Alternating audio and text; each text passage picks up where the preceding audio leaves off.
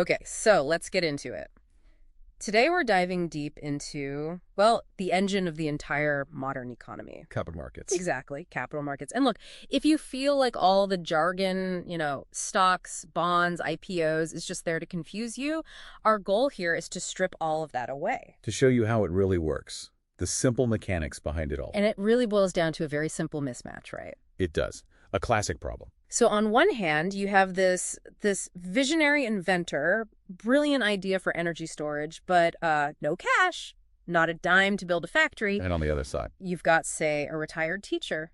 She's saved diligently her whole life, has maybe $500,000, and she needs that money to grow. But she's not about to go build a battery plant herself. right. And without some kind of bridge, some system, that teacher's money just sits there, maybe even loses value, and the inventor's amazing idea just dies. And so that bridge, that's the capital market. That's the entire point. Mm. It connects the supplier of capital, the teacher, with the user of capital, the inventor. And that little interaction scales up, right? I mean, immediately that becomes this huge macroeconomic matching engine. A global one. We know the users are, big corporations, governments. But let's pause on the suppliers for a second. We talk about savers, but it's really households, isn't it? It is because of the aggregation, the sheer scale of it. It's all of us, really. It's our 401ks, our pension funds, all that individual saving gets pulled together. So we're collectively selling the use of our money. You are, and you're demanding a price for it. That price is the interest rate or the expected return on a stock. And that price is always changing, always adjusting based on supply and demand. Okay, but I think the part that trips most people up, and this is the single most important thing to get, is how the money actually moves. The structure of the market itself. Yes, this distinction between the primary and the secondary markets. Let's stick with that factory analogy. The primary market is the factory itself. That's where new things are created. Exactly. This is where our inventor creates new stocks, maybe through an IPO, and sells them. And that money, it flows directly to the company. So they can actually go and build that battery plant. Right. But then you have the other side. Then you have the secondary market, and this is the one everyone knows, even if they don't use the name. The giant used car lot. It's the perfect analogy. This is where existing stocks and bonds, the ones already created, just trade back and forth. Between investors. So, hang on. When I open my brokerage app today and I buy, say, a share of a tech company, that cash is not going to that company to fund their new lab. It's just going to whoever decided to sell me that share. Precisely. The company gets zero. Nothing from that transaction. So why? I mean, why do we need this enormous multi-trillion-dollar used car lot if the company doesn't even see the money? That is the key question. And the answer is one word: liquidity. Liquidity. The ability to sell. The guarantee that you can sell easily and quickly. Think about it. Would you ever give your money to that inventor in the primary market at the factory if you didn't have a very reliable way to get your money back out later? No, of course not. You'd be stuck. You'd be stuck. So that entire massive secondary market exists to give you the confidence to invest in the first place. So really, all the frenetic trading we see on the news every day, the market being up or down, that's just the used car lot in action. It is. That's the secondary market. And its main job, its whole reason for being, is simply to support the factory, to support the primary market where the real capital gets real work. And the ultimate goal of that whole structure, I mean, the reason society builds this thing, it's pretty profound. It's to make sure that our collective savings, all that cash from the teacher, finds the absolute best ideas possible. The inventor's factory. The inventor's factory, which in theory grows society's overall wealth. So here's the thought to leave with. The success of that real-world factory is completely dependent on how much you trust your ability to sell your piece of it on the used car lot. The health of one directly determines the creation of the other. So if you're an investor, there's this fundamental choice you're always facing. A company needs money, say $100 million. Right. They really only have two main paths they can take to get it. It's either debt or equity. Exactly. And today we're going to deep dive into that choice because that initial fork in the road, it dictates everything. Everything. I mean, your legal rights, how much risk you're taking, and of course your potential reward. It really all boils down to the kind of relationship you're signing up for. Debt is, well, it's a contract. It's a very rigid promise. It's the company saying, I promise to pay you back. That's it, a fixed rate. But equity is totally different. It's more of a partnership. It's we are in this together. Okay, so let's talk about the debt side first. Yeah. Bonds, for example. It feels safer because the company has to pay you. They have to pay that interest and give you back your principal, or they face bankruptcy. It's backed by the law. It is, but you've hit on the key trade-off. The upside is capped. Right. So even if that company explodes in value, the bondholder only ever gets their promised interest payment. That's it. You're trading that potential for explosive growth, for certainty, for stability. And on the other side, with equity, you're the owner. You're an owner, which means there is no promise you'll get anything back. If the company fails, your investment could go to zero. Total loss is on the table. It is. But, and this is the crucial part, because you're an owner, your upside is completely unlimited. If that stock goes up 100 times, you capture all of that. This sounds like a hierarchy then. Yeah. A hierarchy of risk and reward, which I guess is what the capital structure is all about. That's exactly what it is. I always picture it as a waterfall of money. A waterfall. Okay. When cash comes into the company, or maybe more critically, when there's not enough cash to go around, the order of who gets paid matters a lot. So who's at the top of that waterfall? Who gets paid first? Well, the very first claim always is the government. The IRS gets its taxes. Okay. After that, you get secured debt. That's debt backed by a hard asset, like a building or equipment. Right. Then you have unsecured debt, which is where most corporate bonds sit. Below that, there's a hybrid called preferred equity. And then way, way down at the bottom. That's you, the common stockholder. That's you, last in line. Being last in line sounds like the absolute riskiest place you could possibly be. It is, no question.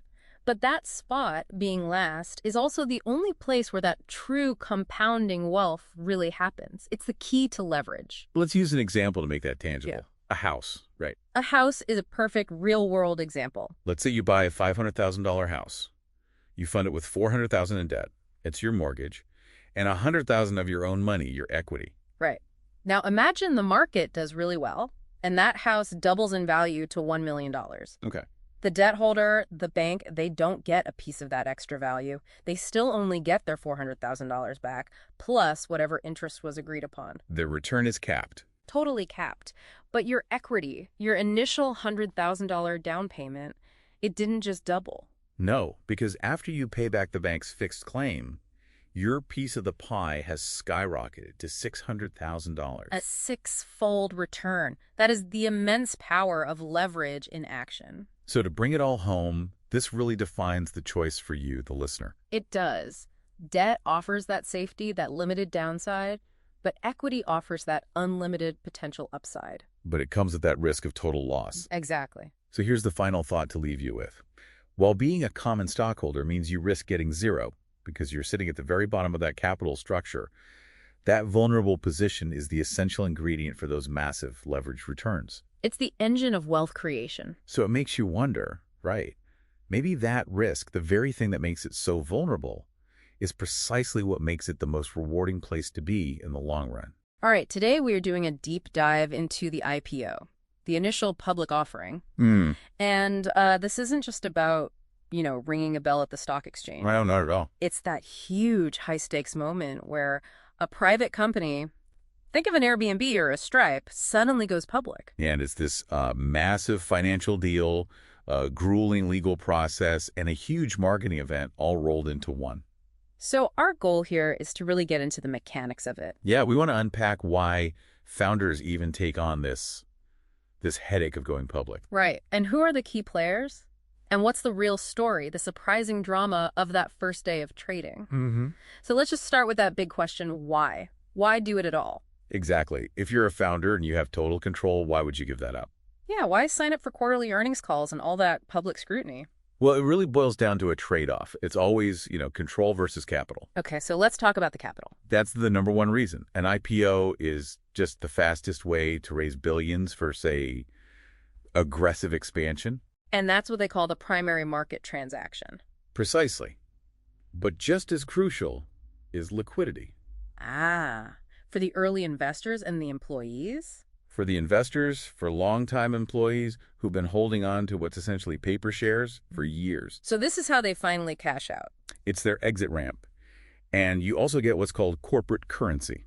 Meaning you can use your new, shiny public stock to acquire other businesses instead of using cash. Right. But the price you pay for all this is accountability. The moment you're on a public exchange, you can't hide secrets anymore. That's the big benefit of staying private then. Total control. Absolute control. Zero public earnings pressure. But once you go public, you're answering to the SEC, and you have to disclose everything. Okay, so once that decision is made, a whole new cast of characters shows up to guide the process. That's right. You have the company itself, the issuer. And the referee, the SEC, making sure all the information is accurate. But the real power player here is the underwriter. The investment bank. A Goldman Sachs or Morgan Stanley. Exactly. And they're much more than a middleman. They are critical, they help set the final price, and then they actually buy all the shares from the company. Wait, they buy them first? They buy them first, and then they turn around and sell them to their big institutional investors. So the process to pick them, that's the bake-off we hear about. Yep. But the most fascinating part, I think, is the S-1 filing. That's the prospectus, the big legal document. And it's not just paperwork. It's more like a public confession. You have to list every single imaginable risk. What do you mean? Like what kind of risks? I mean, you literally see companies forced to write things like, and I'm paraphrasing here, we have a history of losses and we may never achieve profitability. Wow. You have to publicly admit you might just fail. You have to. Then they take that vulnerable story on the roadshow, pitching it to fund managers to figure out the final price. And all of that builds to the drama of the opening bell. Let's say the stock is priced at $25 a share. We're watching for two outcomes. It can drop below 25, which is a broken IPO. A disaster. Or it can pop. It opens way higher, say, at $40. Right. And the pop is what gets all the headlines. It feels like this massive victory. But you're saying there's a catch. There's a big paradox here. Yeah. A huge pop actually means the investment bankers, the underwriters, technically underpriced the stock. I don't get it. How is the stock soaring a bad thing? People clearly want it. It means the company left a lot of money on the table. Think about it. If the market was willing to pay 40, but they sold it for 25. The company could have raised that much more capital for itself. Exactly. Yeah. That $15 per share difference is like free money that goes straight into the pockets of the bank's favorite clients. So it's an instant profit for them, not for the company. Correct. So we see the IPO isn't just a celebration, it's more of an incredibly high-stakes balancing act. It is. You're balancing that need for capital against having your whole company suddenly under a public microscope. And navigating all this market excitement that's being managed by your own financial guides. Which leaves you, the listener, with a really interesting question to think about. If a massive first-day pop means the company basically just gave away billions to Wall Street investors. Right. Should a truly successful IPO actually aim for something a little flatter? Maybe just a slightly positive opening? Prioritizing the actual money raised over the short-term headline. Exactly. Something to mull over the next time you see a stock just blast off on day one. Welcome to the deep dive. So if you're just starting to get into finance, you've probably heard people talk about the market and then immediately mention the Dow Jones. Yeah, and they use them interchangeably. It's, a huge, confusing mess. Exactly. So today, we're going to try and untangle those wires for you. That's the mission. We're separating the venue from the score. The way our source material puts it, one is the marketplace where the game is played. That's the exchange. And the other is just the score of that game, the index. Precisely. Okay, so let's unpack this, starting with the playing fields themselves, the exchanges. In the U.S., you really have two titans, and they could not be more different. Right. Let's start with the granddaddy. The NYSE, the New York Stock Exchange, the big board. What's their whole deal? The NYSE is all about tradition, old money. Its key structural difference is that it operates as an auction market. An auction market. So historically, that meant actual people on a floor, right? Matching buyers and sellers. Yes, exactly. Human specialists. Now, it's mostly digital, of course, but that auction element is still there, managed by designated market participants. It's very prestigious. And that prestige comes with really strict listing requirements. Oh, absolutely. For earnings, valuation, all of it. Which is why you see these huge established companies there. Your Coca-Colas, your JP Morgans. And here's a quick trick for you. Their ticker symbols are usually really short. 1 to 3 letters, like F for Ford. So that brings up the question, why would a company, especially a newer one, ever bypass that prestige? And that takes us to their main rival. The NASDAQ. Which feels like the complete opposite. It's all tech, all growth, all disruption. And no physical floor at all. Right. So what does its structure look like then? It's a dealer market. It's basically a massive computer network that connects these things called market makers. And the market makers are the key. They're crucial. They stand ready at all times to buy or sell securities at quoted prices, which, it guarantees liquidity. This is where the tech giants live. Apple, Google, Amazon, Microsoft. All of them. And their tickers are usually longer, 4 letters, like MSFT. So we have the NYSE auction system versus the NASDAQ dealer system. What's the bottom line for a company on which one to choose? It really comes down to prestige and the cost of meeting those listing rules. For you, the modern investor, it barely matters. Execution is instant either way. Fantastic. Okay, so we've got the venues. Now let's switch over to the scoreboards. Yeah. The indices. Right. And an index is just a statistical measure of change. The most important thing for you to remember is you can't buy an index directly. You can only buy funds that track them. And the one everyone talks about is the Dow Jones Industrial Average, the DJIA. The Dow, 30 massive so-called blue chip companies. These are the huge, stable, financially strong firms. But this is where it gets really interesting, because there is a massive, massive flaw in the Dow, isn't there? A huge one. This is the big aha moment. The Dow is price-weighted. Price-weighted. Break that down. It means a stock that trades at, say, $300 has 3 times more influence on the Dow's movement than a stock that trades at $100. Regardless of the company's actual size. Totally irrelevant. A small company with a high stock price can move the Dow more than a giant company with a lower stock price. It's a historical artifact. Professionals barely look at it. Hold on. So the index that's quoted every single night on the news is basically not a great measure of the market's real health. For a holistic view, no. When people ask, how did the market do today? What they should really be looking at is the S&P 500. Okay, so the S&P 500 is the market. It is. It tracks the 500 largest publicly traded U.S. companies, and it uses a much better method. It's market cap weighted. Meaning a company's total value, its market capitalization, is what dictates its influence. Exactly. So Apple, which is worth trillions, moves the needle way more than a smaller firm in the index. It's a much more accurate picture. And just quickly, what about the NASDAQ 100? That's your quick proxy for the tech sector. It's the 100 largest non-financial companies on the NASDAQ exchange. It's your go-to for growth stocks. So to wrap this all up for you, let's go back to that analogy from our source. The NYSE and the NASDAQ are the stores, and the S&P 500, well, that's kind of like the inflation report telling us if prices in those stores are going up or down. That's a great way to put it. Thank you. And let me just leave you with a final thought to mull over. We've established the Dow is flawed because it's price-weighted. But think about the S&P 500. Which we rely on. We all rely on it, and it's market cap weighted. Yeah. What are the sort of unseen consequences when just a handful, maybe 5 or 6 mega cap tech companies completely dominate its movement? That weighting means the fate of the entire score can be decided by just a few firms.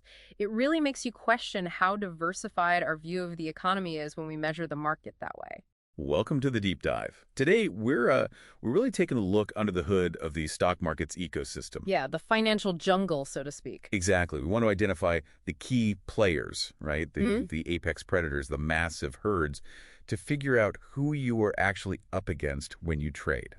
And it's so important. I mean, knowing the motivations of your competition isn't just interesting trivia. It's vital for survival.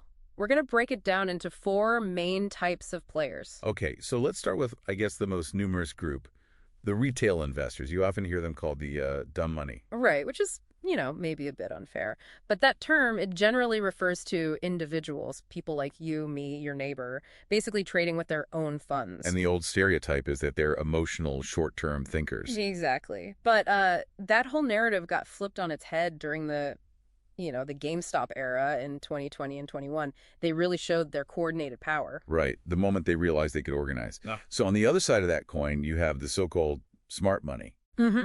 The institutional investors. These are the giants. Yeah, the absolute giants. We're talking pension funds, huge mutual funds like Vanguard or Fidelity.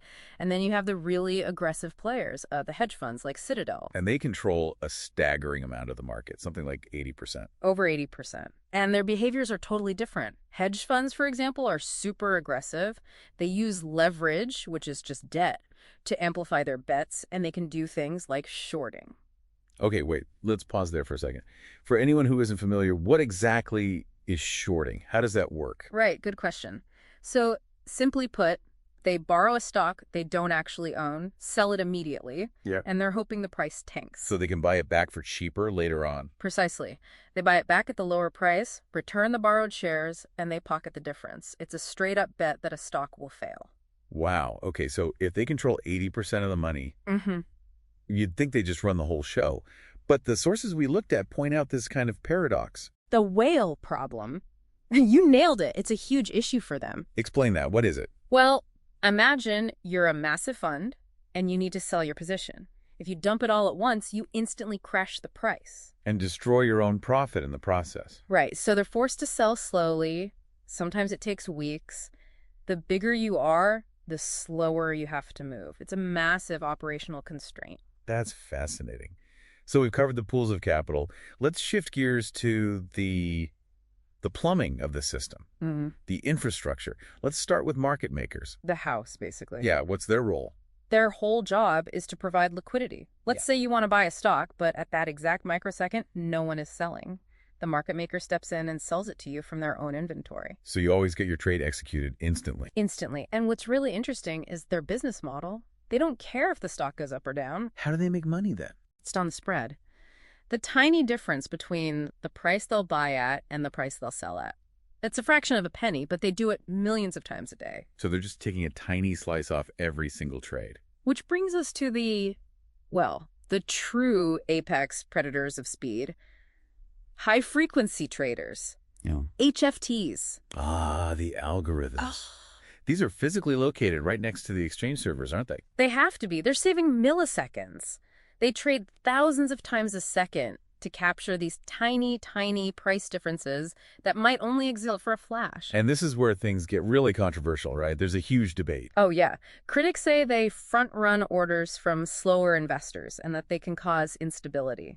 You know, things like the flash crashes. But the other side of the argument is that they actually help everyone. The proponents argue they lower costs for everybody by making that spread we talked about even smaller. So when you put it all together, it really does feel like a David versus Goliath situation. Yeah. How can a regular person possibly compete with these giants? Well, that's the key question. And the answer is you can't. You can't. Not by playing their game. You will never outspeed an HFT algorithm. You can't outleverage a hedge fund. The only way to win is to play a completely different game. So what's our game? What's the retail investor's advantage? It's the one thing you have that they don't. It's time. Time. Exactly. The ultimate unfireable advantage. Think about it. You don't have a boss demanding you show a profit this quarter. You don't have clients who are going to pull their money out if you have a bad year. No quarterly redemptions, none of that pressure. None of it. And that freedom changes the entire rule book. So the final thought to leave you with is this. How can you use your ability to hold for years or even decades to exploit the forced short-term thinking of the most powerful players in the market? Welcome to the deep dive. Today, we're getting into something that a lot of new investors just completely miss. They see a stock price on the screen and they think of it as this one single solid number. But it's not. It's never just one number. It's really more of a battlefield. Exactly. And there's this gap in the middle you have to cross every time you trade. That gap is what we call the spread. And it exists because at any given second, there are actually two prices defining reality. You've got the buyer's price and the seller's price. Precisely. You have the bid, which is the absolute highest price a buyer somewhere out there is willing to pay. And then you have the ask. That's the lowest price a seller is willing to accept. How you cross that gap is everything. And that's why we need to unpack the three essential tools for the job, the three main order types. Right, and they're all defined by this one fundamental trade-off. Speed versus price. Speed versus price. Yeah. Let's start with the one most people just, click on by default, the market order. The get me in no W button. That's the perfect way to put it. It's a very simple instruction.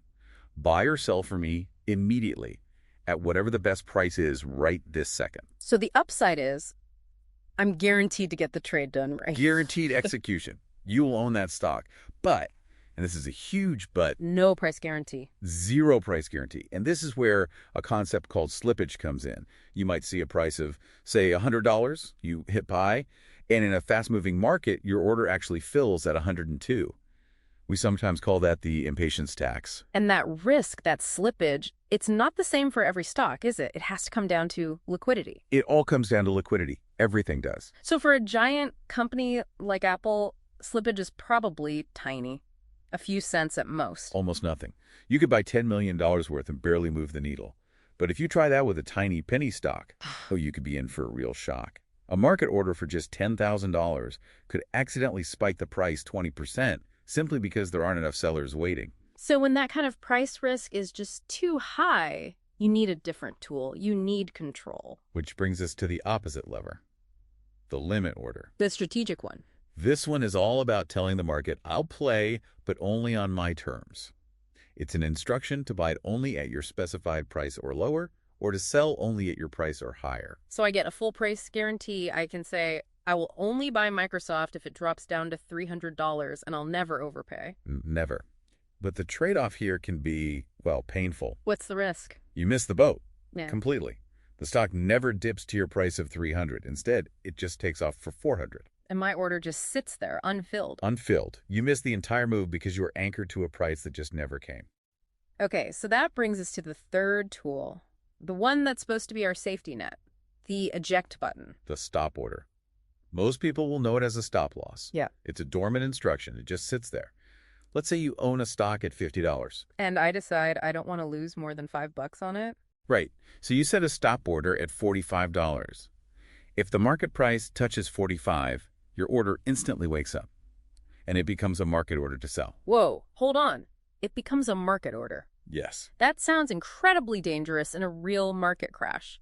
What if the stock just gaps down? It closes at 46 and opens the next morning at 40. It completely skips my trigger price. And that is the hidden trap. It skipped your $45 trigger, the market opened at 40, and your new market order says sell now at the best available price. So I sell at 40. You sell at 40. Yeah. You intended to cap your loss at $5, but you actually just lost 10. It's a guarantee of execution, not price. So that risk, the price getting skipped, that takes us right back to the idea of the market drying up. It's about liquidity again. It connects everything. High liquidity stocks like Apple have tiny spreads, and you can execute huge orders with minimal slippage. In a low liquidity stock, the spread is huge, and hitting the market order button is, well, it's basically a roll of the dice. So when you boil it all down, every time you go to place a trade, you're making this fundamental choice. It's always a trade-off. It's a choice between certainty of your price, that's the limit order. Or the certainty of execution. Yeah. Just getting it done right now with a market order. And you have to realize this isn't just mechanical. I mean, it's deeply psychological. Right. When you set that limit order, you're really fighting yourself. Is it greed making you hold out for that perfect price? And on the other side, is it FOMO? That fear of missing out that makes you just smash the market button and pay whatever it costs just to get in the game. That's the battle. Mastering these order types is really about mastering that internal fight. Something to think about the next time you're about to click buy. All right, let's dive right in. Today we are going to expose a really persistent and honestly dangerous myth in investing. It's this idea of judging a company just by its stock price. You know, you look at the market and think, oh, a $10 stock is cheaper than a $500 stock. Right.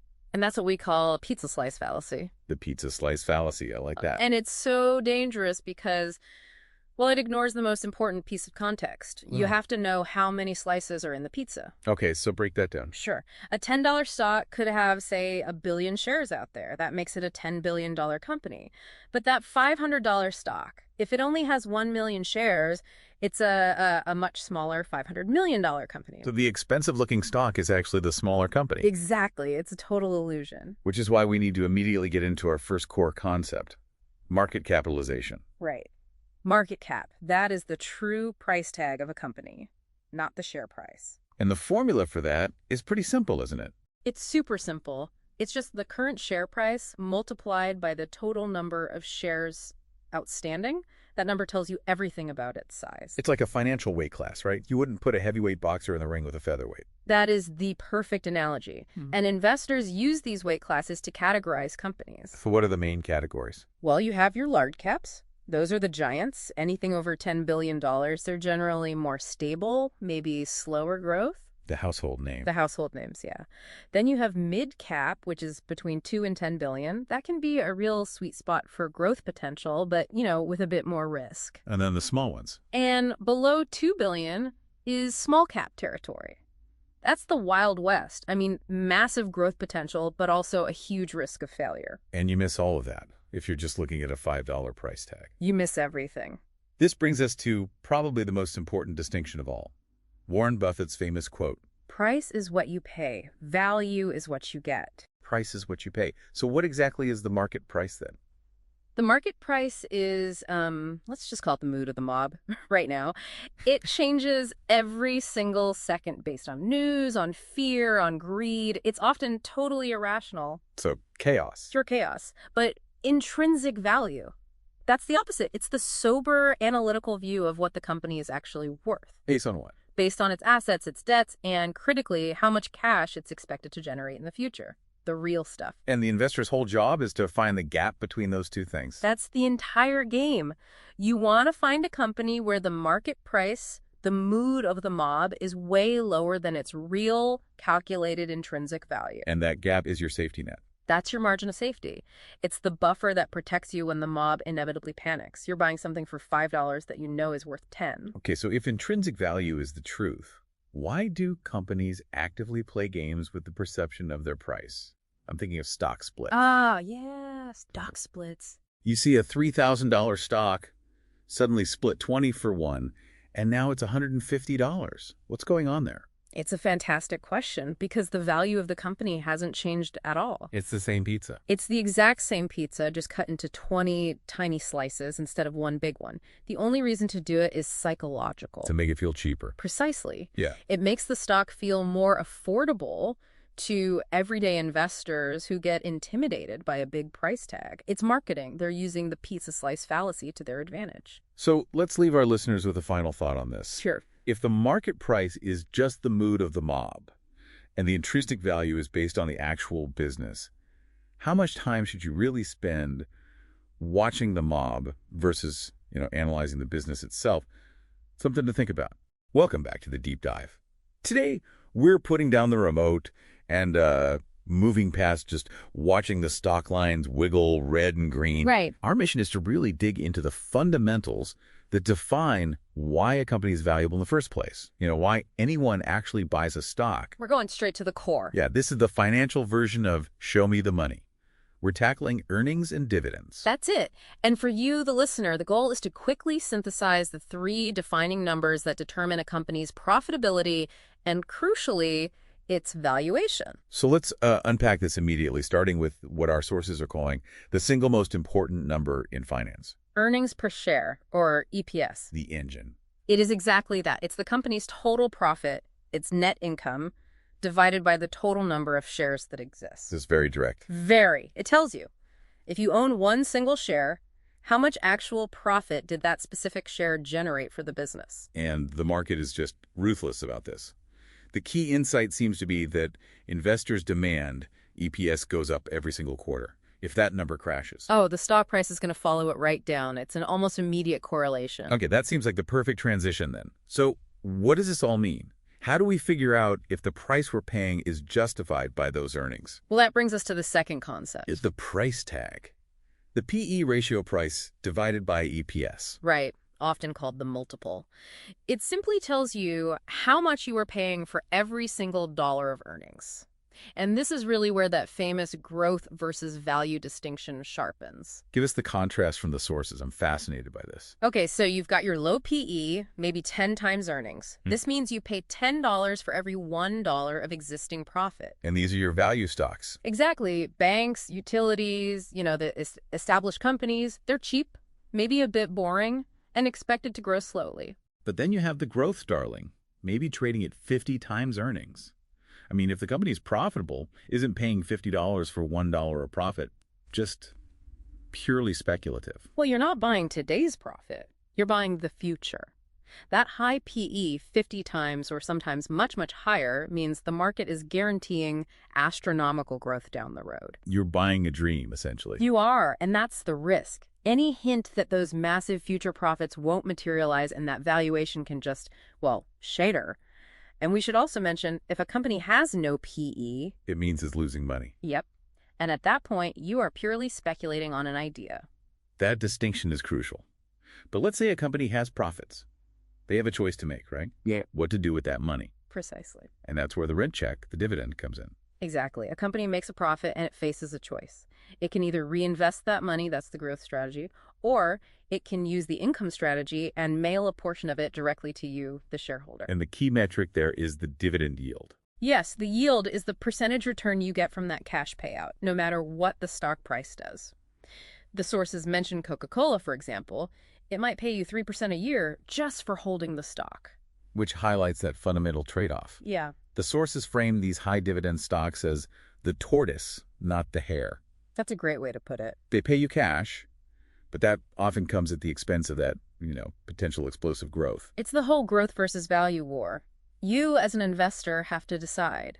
Do you want the exciting stock that pays nothing but might go to the moon? Or do you prefer the boring stability of a company that pays you dependable cash every 3 months, like clockwork? Yeah, it all comes back to that choice. Yeah. Reinvest or pay out. That decision defines the company's entire financial future. So the provocative thought we want to leave you with is this. What is the management team really telling you about their confidence in the future when they decide to issue a dividend? I mean, if they believe their next project will generate a 30% return, why would they give you that cash back for a 3% return instead? Consider that signal the next time you look at EPS. Welcome back to the Deep Dive. Wall Street just loves its animal metaphors. Oh, absolutely. The bull, the bear, they're not just shorthand. No, they're not. They describe two totally different market realities. Exactly. It's really about market sentiment and, maybe more importantly, market direction. When someone asks if you're bullish or bearish, that's what they're getting at. So our goal today is to break down those definitions. And the strategies that go with each. And then zoom out to the big picture, this 4-stage market cycle. Because knowing that is, it's the key to understanding when to be greedy and when to be fearful. It really is. Okay, so let's unpack this. What defines these two massive forces, starting with the bull? So the bull's the optimist. It's a rising market. You have high confidence, low unemployment, the economy's growing. And the metaphor itself comes from how it attacks, right? Right. A bull thrusts its horns up. That's the upward momentum. Which leads to that classic mantra you always hear. Yeah. Buy the dip. Every little downturn is just seen as a quick sale. And that's fine until it isn't. The real danger of a raging bull market is that people start to believe stocks only go up. They get complacent. Totally. They take on way too much risk, and then the party ends. And that's when the bear shows up. The bear takes over. And it attacks by swiping its paws down. Driving prices down and replacing all that confidence with, fear. And there's a very specific definition here that you, the listener, really need to know. It's not just any drop. Right. It's not just a bad week. No. A 10% drop is what we call a correction. And honestly, that can be healthy. But that's not a bear market. Not yet. A true bear market is a fall of 20% or more from a recent high. That's the threshold. That's when the game changes completely. Okay, so once we hit that 20% mark and fear is everywhere, what's the playbook? The first rule is capital preservation. Suddenly, cash is king again. You need to protect what you have. Just wait it out. But here's the silver lining, and it's the most important part. Bear markets are the only time stocks ever truly go on sale. There's that great saying. Bull markets make you feel good. Bear markets make you rich. So if one makes you feel good and the other makes you rich, this isn't random. It suggests a pattern. Precisely. It's a cycle. Markets breathe in and out, expansion and recession, and that brings us to the 4 stages. It explains who's buying and when. Okay, so let's break down those 4 stages. Stage 1 is accumulation. This is when things look absolutely terrible. The news is awful. And that's when the smart money, the big institutions, they start quietly buying. Exactly. Then comes stage 2, markup. This is your classic bull market. The public finally notices things are getting better and they jump in. Chasing the momentum. Which leads right into stage 3, distribution. This is the peak. The public is euphoric, but the smart money is now quietly selling their shares to them at high prices. And when they run out of buyers, the floor drops out. That's stage 4, markdown. The bear market begins. Panic selling takes over, and prices crash past that 20% mark. And this is where it gets really interesting, because this is the ultimate psychological test for you, the learner. It really is. It is so easy sitting here right now to say, oh yeah, I'll buy low during the markdown. Of course. Everyone says that. But doing it, actually pulling the trigger when every news channel is screaming that the world is ending, that is incredibly hard. You're fighting against every instinct in your body that's telling you to run. That is the test. That inability to buy when the pain is at its absolute maximum, overcoming that is what separates good investors from great ones. You're not buying a stock, you're buying fear. So, a quick recap. Bull market, optimism horns up. Bear market, 20% drop, pause down. And it all operates in a predictable 4-stage cycle. But knowing the cycle is the easy part. Mastery isn't about predicting it. It's about mastering your own emotions when you're in that markdown phase. So the final thought we want to leave you with is this. What specific fear would you personally need to conquer to actually buy when the market is down 20% and everyone around you is in a full-blown panic? Okay, let's unpack this. There's this one fundamental truth in finance, and it really governs everything. The iron rule of risk and reward. It all boils down to one simple idea, really. There is no free lunch. None. And if someone comes to you promising, say, a guaranteed 20% return with zero risk, you should run. I mean, the real risk there isn't in the investment. The risk is the person selling it to you because they're misrepresenting how money works, fundamentally. That's our mission for this deep dive. We're going to get into the source material on how every investment gets priced. We'll focus on 3 core ideas. Yeah, 3 ideas that set the baseline. And the hook is simple. Risk and reward are just 2 sides of the same coin. You can't have one without the other. So where do we start? What's the foundation? Well, to understand reward, you have to first establish the anchor, the starting point. And that is what we call the risk-free rate. The risk-free rate, that's usually something like a U.S. Treasury bond. Exactly, like the 3-month or the 10-year Treasury. It's considered the safest investment on the planet. Hold on, though. Is it really risk-free? I mean, with inflation, you could still lose purchasing power even if you get your dollars back. That's a fantastic point and a crucial distinction. When we say risk-free, we're talking about credit risk. The chance the U.S. government just won't pay you back. Which is basically zero. Essentially zero. They have a printing press. Yeah. So it represents the absolute base cost of money. Everything else, every other investment in the world has to be priced above that. So if that anchor is paying, say, 4%, then a risky tech startup has to offer you something way more than 4%. Precisamente. That extra amount, that's the risk premium. It's the compensation you demand for the worry, for taking on the chance of loss. You get paid for the worry. I like that. You have to. Okay, so once we have our anchor and we understand the premium, what's next? What kind of worry are we actually talking about? This is, I think, the thing that separates novices from more experienced investors. It's the difference between volatility and actual risk. They sound similar, but they're not the same thing at all. Not at all. Volatility is just noise. It's how much the price bounces around. Yeah. A stock is up 10% one day, down 10 the next.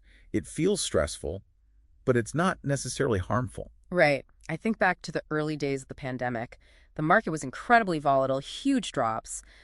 But, most of the big, profitable companies didn't just disappear. Exactly. The real risk, the one that matters, is the permanent loss of capital. The company going bankrupt. Yes.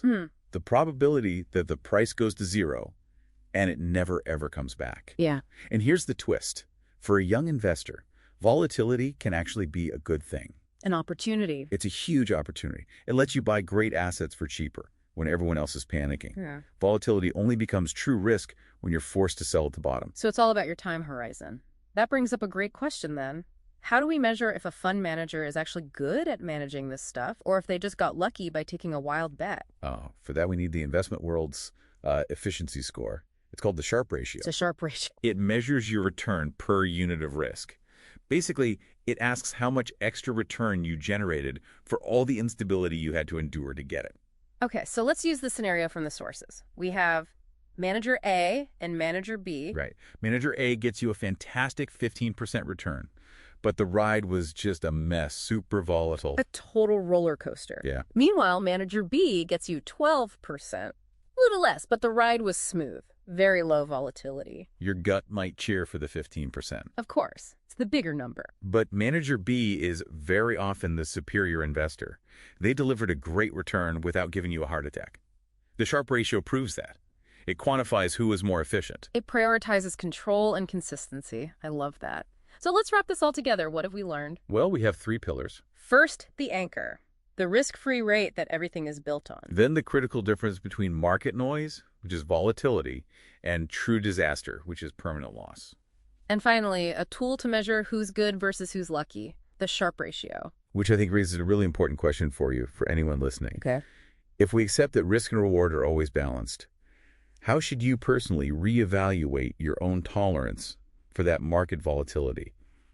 Knowing it can be an opportunity, what's your plan for the next time the market drops 20%? Welcome back to the deep dive. Today we're getting into a concept so powerful that Nobel laureate Harry Markowitz called it the only free lunch in finance. And that's not just a clever phrase. It's, basically a mathematical guarantee. A guarantee. So our mission for this deep dive is to unpack why it works.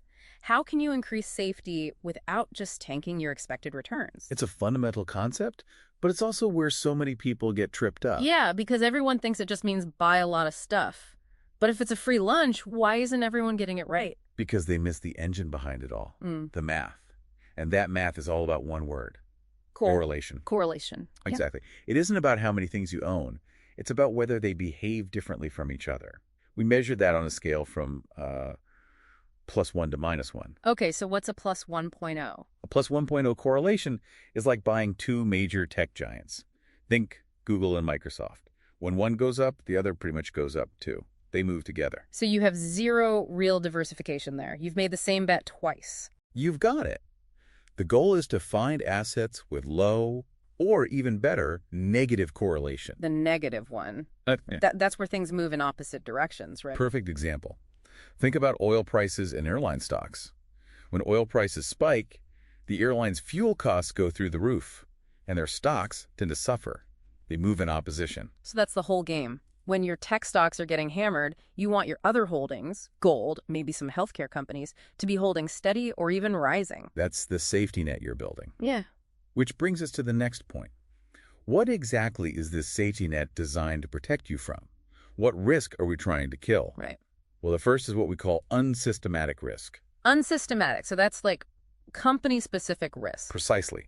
It's the CEO committing fraud, a key factory burning down, a massive product recall, things that are a disaster for one company. And diversification just erases that. It pretty much neutralizes it, yeah. Yeah. If you own, say, 30 different companies and one of them goes bankrupt, your total portfolio barely feels the hit. Okay, that makes sense. But then there's the big one, the one everyone dreads. Systematic risk. The risk that the whole market collapses. We're talking 2008, the start of the COVID pandemic. The risk that the entire economic boat starts taking on water. And the hard truth is, diversification cannot save you from that. I've always heard that analogy. When the Titanic sinks, even the safe rooms get wet. That's a perfect way to put it. In a true market panic, correlations all tend to move toward one. Everything sells off together. Everything sells off. But, and this is a huge but, that systematic risk is rare. Diversification shields you from the daily unsystematic risks that make up the vast majority of investing danger. So if it can't kill that big market risk, the question becomes, how much diversification is actually enough? I mean, people think you need a portfolio the size of a phone book to be safe. And that's the myth. The math on this is actually pretty shocking in a good way. The data shows that once you own between, say, 20 to 30 truly unrelated stocks. Unrelated being the key phrase there. Absolutely. Once you hit that number, you have mathematically eliminated almost all of that unsystematic, company-specific risk. So adding a 50th stock or a 100th. You're just adding complexity. The safety benefit you get is tiny, almost zero. Okay, let's just recap the big lesson for you listening. Diversification is about finding assets with low correlation to kill the risk of any single company failing on you. It is the free lunch, but only if you're efficient about it. Which brings us to a great warning from the legendary investor Peter Lynch. He called it diversification. Diversification, I like that. What is it? It's the act of buying so many different stocks, maybe hundreds, that you eliminate any chance of outperforming. You just end up tracking the market, but with more complexity, more cost, and more taxes. You're guaranteeing you'll be average. At best. So, we want to leave you with a final provocative thought based on all this. As you think about your own strategy, ask yourself this. Is it actually better to own 3 great companies that you know inside and out, or 50 companies you know almost nothing about? Something to mull over until our next deep dive. All right, let's get into it. We're diving into what is, it's really the core philosophical fight in finance. Yeah, you could almost call it a religious war. Exactly. It's this choice that basically defines your entire long-term strategy. Are you trying to beat the market, or are you just joining it? This is the fork in the road, you know? It's Wow. active versus passive investing. It asks a simple question. Are you paying for a genius? Or do you believe the crowd is already smarter than any one person? Okay, so let's unpack that, starting with Team Active. This is the philosophy of the sharpshooter, right? That's a good way to put it. The core belief is that markets are inefficient, that there are mistakes out there, undervalued companies you can find. And the people running hedge funds or actively managed mutual funds, they're the ones looking for what they call alpha. Right. Alpha is just the fancy term for returns that beat the market's average, even after you account for all their fees. And the fees. That's a big part of the story here. It's a huge part. Active management is expensive. You're typically paying somewhere between, say, 0.5% to 2%, maybe even more. That sounds small, but I get the feeling it adds up. It really does. And here's the brutal nugget of reality from all the research. Over a 15-year period, a stunning 90% of active fund managers failed to beat a simple S&P 500 index. 90%. Wow. So you're paying those high fees for a 1 in 10 chance of success? Pretty much. But wait, hold on. Isn't the argument that those fees only matter if you pick a bad fund? What about that 10% who actually win? That's the lure, you know. But the challenge is finding that 10% in advance. It's almost impossible. And that 2% fee gets taken off the top, win or lose, every single year. Okay, so if 90% of the pros can't justify that cost, that leads us right to the other side. Team Passive. Exactly. Team Passive and their obsession with cost. Their whole idea is based on the efficient market hypothesis. Which basically says all the information is already out there, priced in instantly. So trying to outsmart the market is a fool's errand. Right. The mindset is simple. Don't try to find the needle in the haystack. Just buy the whole haystack. And the way you do that is with things like index funds or ETFs, VOO, IVV, those kinds of tickers. Yeah, they're just giant buckets that own a tiny piece of every company in an index like the S&P 500. And the cost differences. It's just incredible. Active is maybe 2%, and passive can be as low as, 0.03%? It's practically free, and the person who really championed this was Jack Bogle, the founder of Vanguard. Right. But if you want the ultimate proof, you have to talk about the Buffett bet. Oh, this story is amazing. It really drives the whole point home. It does. So back in 2007, Warren Buffett made a $1 million wager. He bet that a simple, low-cost S&P 500 index fund would, over 10 years, outperform a hand-picked group of elite hedge funds. He was betting against the so-called smartest guys in the room. And the result wasn't even close. It was a total landslide for the index fund. A complete wipeout. A complete wipeout. The high fees the hedge funds charged, and frankly, some bad calls they made just created a hurdle that was too high to overcome. It proved that sometimes just not making mistakes is more important than trying to be a hero. So after all that, what's the practical advice? What does this mean for your own portfolio? It sounds like you don't have to be 100% in one camp or the other. That's right. The sensible middle ground is something called the core and satellite approach. Okay, how does that work? It's a defense-first strategy. You put the vast majority of your money, say 90%, that's your core, into those boring, cheap index funds. That guarantees you capture the market's growth. And the other 10%? That's your satellite. That's your fun money. You can use it to pick individual stocks, make some active bets, and try to find that alpha. It satisfies that itch without, risking your entire retirement. So you accept the market's return with the 90%, but you still get to play the game and swing for the fences with that 10%. It's a hybrid solution. Exactly. But it does raise a final sort of provocative question, and it's something for you to think about. Go on. Well, if the whole passive theory works because prices are efficient, meaning they're correct, who is setting those prices? It's the active managers doing the research, the trading, the analysis. Right. Their work makes the market efficient for everyone else. So here's the question.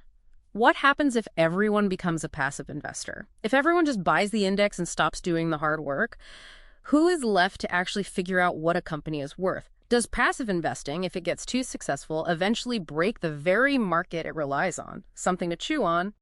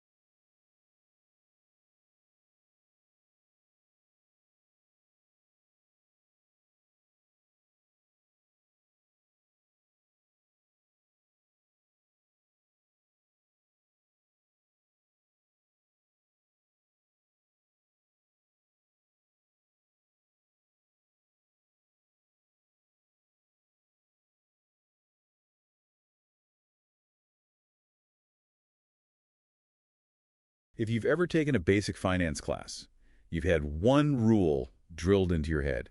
It's the one that governs, well, everything. Higher risk equals higher reward. Exactly. If you want a higher reward, you have to take a higher risk. That's the deal. Huh. But here's where it gets really interesting, because today we're diving into a paradox. Some people call it the free lunch of modern investing. The free lunch, right. And what's so fascinating is that while that rule is true for, any single asset, it has this huge multi-billion-dollar loophole when you start combining them. And that discovery changed everything. It completely altered how professional money managers and big institutions handle their portfolios. And the person who blew up that old model was Harry Markowitz. And you have to picture this. It's 1952. He's a 25-year-old grad student. Just a kid, really. And he submits this paper that essentially proves that basic risk-reward equation isn't some unbendable law of the universe. His work became the very bedrock of what we now call modern portfolio theory. MPT. And it won him a Nobel Prize for it decades later. As it should have. Well, the core insight of MPT is it's genuinely revolutionary. You can take a bunch of risky assets, combine them in a very specific way, and the portfolio that comes out the other side actually has less overall risk. Without just tanking your return. Exactly. Without necessarily sacrificing your expected return. That's the optimization. So our mission today is to unpack the tool used to visualize all this, the efficient frontier. Okay, let's unpack this visual. So imagine a simple graph for us. The vertical y-axis, that tracks your reward. Your expected annual return. Right. And the horizontal x-axis, that's tracking risk. And in MPT, they measure that using something called standard deviation. Mm-hmm. And for anyone who's not familiar, standard deviation is really just a technical way of talking about volatility. How much things swing up and down. That's all it is. How much the price of that investment is expected to swing. So a bigger swing means bigger risk. And when you plot every single possible combination of assets on this grid, you don't get a random cloud of dots. No, you get a sharp, almost bullet-shaped curve. That's right. And that curve exists because assets don't all move up and down together. They don't move in perfect sync. Which is the whole point. Yeah. So tell us about the top edge of that bullet shape. That's the frontier, right? That top boundary is the efficient frontier. If your portfolio sits right on that line, you are optimized. You are getting the absolute maximum possible return for that specific level of risk. And if you're below the line, then you're inefficient. You're taking on way too much risk, too much volatility for the return you're actually getting. Okay, so what about above the line? Well, that area is mathematically impossible. You can't get that level of return with that little risk. Unless, as our sources point out, you just ignore the math entirely, like Bernie Madoff and lying. Right. So that makes the goal for you, listening to this, perfectly clear. We want to move your existing portfolio up and to the left on that chart. Most people are inefficient. The portfolios are sitting way below that line, kind of trapped in that high-risk, medium-return zone. And this is where that big blind spot shows up, isn't it? It is. The optimization strategy isn't about just picking, better stocks by themselves. That's what everyone does by default. The individual asset focus. Right. The problem is when smart investors look at each thing and say, oh, Apple is a quality company or Tesla is a quality company, but they don't ask the most important question. It is. How do they interact when the market is crashing? It's like trying to build a championship football team with 11 amazing quarterbacks. Perfect analogy. I mean, individually, they're all fantastic assets, but put them on a field together, and they're going to fail spectacularly against a decent defense. Because there's no balance. You need assets that disagree with each other. You need some things that zig when other things zag. That's what lowers the volatility of the whole system. MPT forces you to shift your focus away from just judging the quality of the individual parts. And toward understanding how all those parts interact. You're maximizing returns by actively managing the volatility across the entire system. So if even highly trained professionals and, brilliant analysts can have this blind spot looking only at the quality of each piece instead of the harmony of the whole system, it raises a pretty interesting question. What other areas of life or work might suffer from this exact same failure, this inability to look for the optimized system instead of just collecting excellent components? What stands out to you? Okay, let's get into it. Today we're going to unpack a concept that's absolutely foundational if you want to get anywhere near that, that holy grail of investing the efficient frontier. It's the engine, really. The whole idea of getting the most return for the least risk, it all comes down to this one thing. And that one thing is correlation. Exactly. It sounds a bit academic, but it's really just a number. It goes from -1 to +1, and it just measures how two different assets move in relation to each other. And to really make this stick, I think we have to start with that classic analogy, the island vendor. Ah, yes, the perfect mental model. So imagine you're on an island. You have a business. Two businesses, actually. Let's say asset A is sunglasses. When it's sunny, you're making a ton of money. When it rains, we're making nothing, zero. Yeah. And asset B is, of course, umbrellas. The complete opposite. So if you only own one of those, your income is, well, it's all over the place. Super volatile. Huge peaks, deep valleys, high risk. But, and this is the magic moment, what happens if you own 50% of the sunglasses business and 50% of the umbrella business? Your income becomes perfectly smooth. Whether it's a heat wave or a monsoon, you are making steady money. And that's the key takeaway for you listening. You haven't actually sacrificed your total expected profit. All you've done is smooth out the ride. You've just massively, massively reduced your risk. And that, right there, is the entire point of diversification. So that's the ideal scenario, the perfect -1 correlation. But let's break down the whole spectrum. Right, because it's not always so perfect. You can think of it in 3 key points. First, you have a correlation of +1.0. Perfect positive correlation. Exactly. The assets move in perfect lockstep. Think of, say, 2 different big oil companies. Yeah. The price of oil drops, they both drop together. So the diversification benefit is what? 0. Absolutely none. You haven't diversified, you've just doubled down on the same bet. Okay, and then at the other end, you have our umbrellas and sunglasses, -1.0. The holy grail. Perfect negative correlation. One goes up, the other goes down. That gives you the maximum possible risk reduction. But what about the middle? What about 0? Right, 0.0 correlation. And this is where it gets really interesting and, frankly, more realistic for building a portfolio. These are assets with no real relationship. Like what? The sources use the example of gold prices and Microsoft stock. There's no fundamental reason why the movement of one should dictate the movement of the other. Wait, so if they're just moving randomly relative to each other, why is that so good? It doesn't seem as powerful as the perfect -1. Because you're combining assets that both have positive expected returns, but their random movements tend to cancel each other out. You're getting a huge risk discount, almost for free. It's the sweet spot for portfolio construction. That makes a lot of sense in theory, but this is where we run into what the source material calls the hard truth. Yes, the hard truth. All this beautiful math about diversification. Yeah. What happens when a real crisis hits? It breaks. In a massive financial panic. Think 2008. Think the COVID crash in March 2020. Correlations do something terrifying. They all collapse towards +1.0. Everything goes down together. Everything. Because the driver is no longer fundamentals. It's panic. It's a system-wide demand for cash. So people aren't just selling their bad assets. They're selling everything. Stocks, bonds, gold, crypto. They're selling the winners and the losers because they need liquidity. It's like the island vendor suddenly having to sell both the umbrella and the sunglasses stand just because he needs cash right now. Wow. So diversification fails you at the exact moment you need it the most. It can. That's the fundamental challenge here. The theoretical benefit is massive, but the real-world panic factor can override the math entirely. So as we wrap this up, the message for you is that understanding correlation is absolutely key.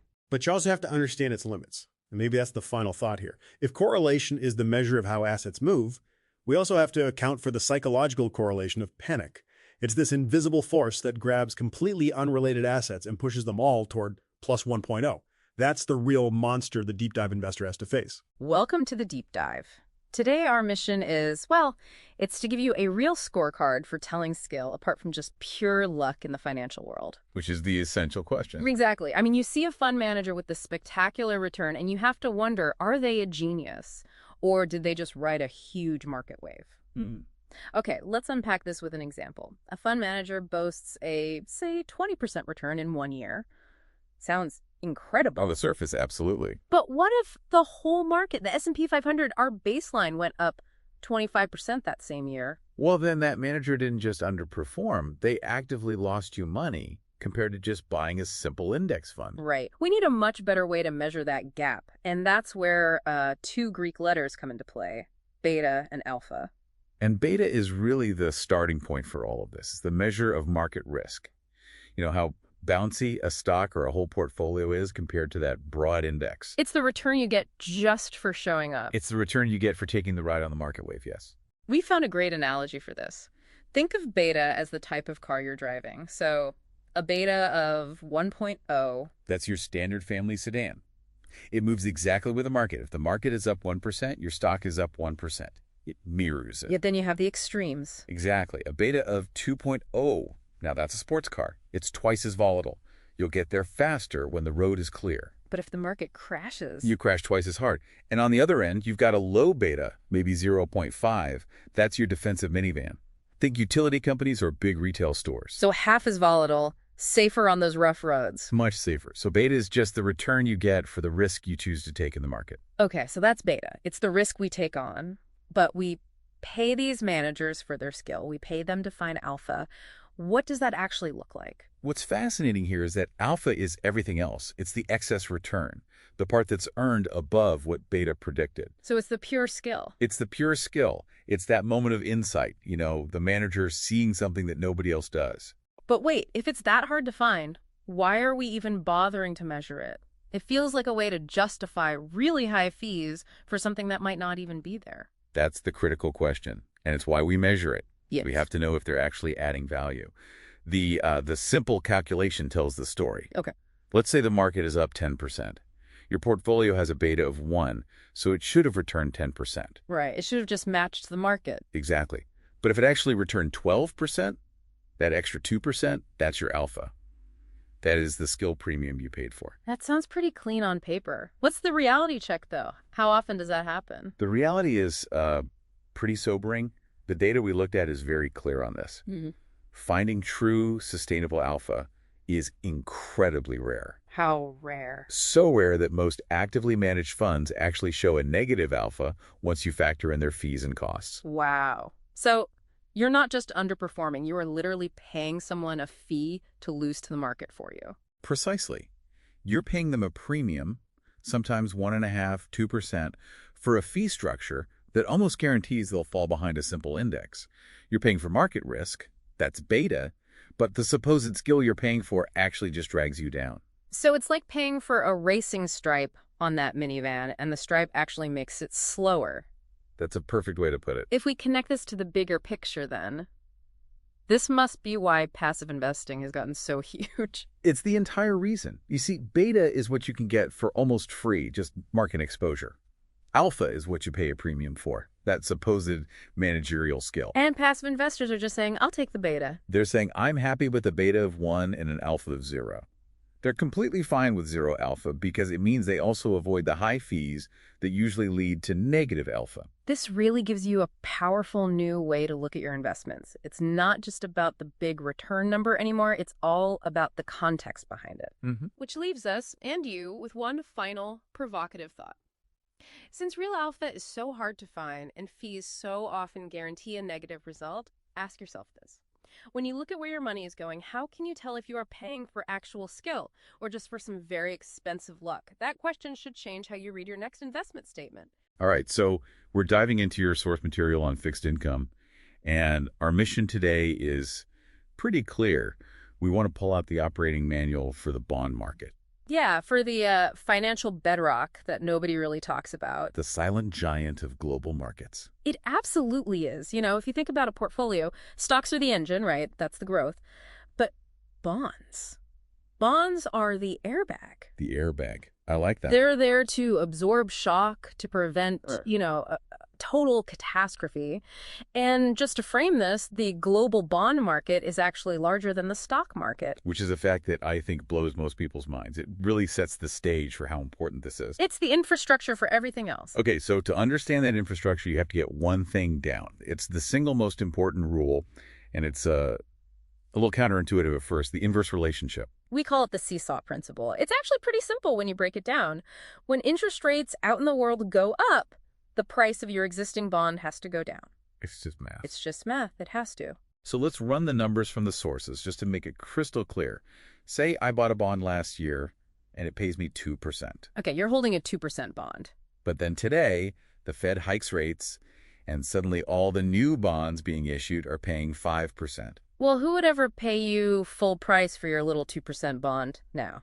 Nobody. Exactly. To sell it, you have to put it on clearance. You have to drop that sticker price. And that price drop is what makes the yield work out for the new buyer, getting them up to that 5% market rate. That's it. The price has to move to compensate. So rates up, price down, the seesaw.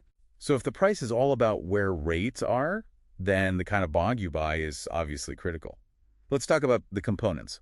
Your sources laid out 3 main categories. Right, and we have to start with U.S. Treasuries. These are the safety baseline for the entire financial world. Because they're backed by the U.S. government. The ultimate IOU. When things get scary, this is where everyone runs. You've got short-term T-bills and then the longer T-notes and T-bonds for, locking up your money for decades. Okay, so from maximum safety, we step onto the risk spectrum with corporate bonds. And it's a wide open spectrum. You have rock-solid companies, that's investment-grade debt. Safe, but the yield is lower. And then you have the other end. The other end. High yield, or as most people call them, junk bonds. Right. These are from companies with shakier finances. To get you to take that risk of them defaulting, they have to pay you a much, much higher interest rate. Pure risk reward. And then the third category is a bit unique. Municipal bonds or munis? Munis, yeah. Issued by cities, states, that sort of thing. And they have a superpower. Which is? The interest you earn is very often completely free from federal income tax. Ah, so for certain investors, that's a huge deal. For high-income earners, a slightly lower tax-free yield can easily beat a higher, fully taxed yield from a corporate bond. It's a game changer. So this all brings us to the big picture. When we look at the rates for all these different durations, short-term versus long-term, what does that tell us? We have to talk about the yield curve. Yes. Normally, the curve slopes up. We call it the normal curve. It's logical, right? Yeah. You should get paid more interest for locking your money up for 30 years than for 6 months. You want to be paid for that long-term risk and uncertainty. Of course. But the sources all point to this one terrifying scenario. Yeah. The inverted curve. When the whole thing flips upside down. And that's when short-term bonds are suddenly paying more than long-term bonds. Exactly. Think about what that means. It means investors are so profoundly worried about the next year or so, so worried that they will accept a lower payment just to lock their money away safely for 10 or 30 years. They're basically paying a premium to hide from the near future. And here's the aha moment. This isn't just a theory. An inverted yield curve has predicted nearly every single recession in modern history. It is the market's single loudest fire alarm. It says trouble is coming, and soon. So to recap, bonds are the airbag, the seesaw rule is absolute, and the yield curve is the market's crystal ball. That's the core of it. So let's leave our listener with a final thought. If an inverted curve is a signal of near-term fear, what would a really steep, perfectly normal upward-sloping curve suggest?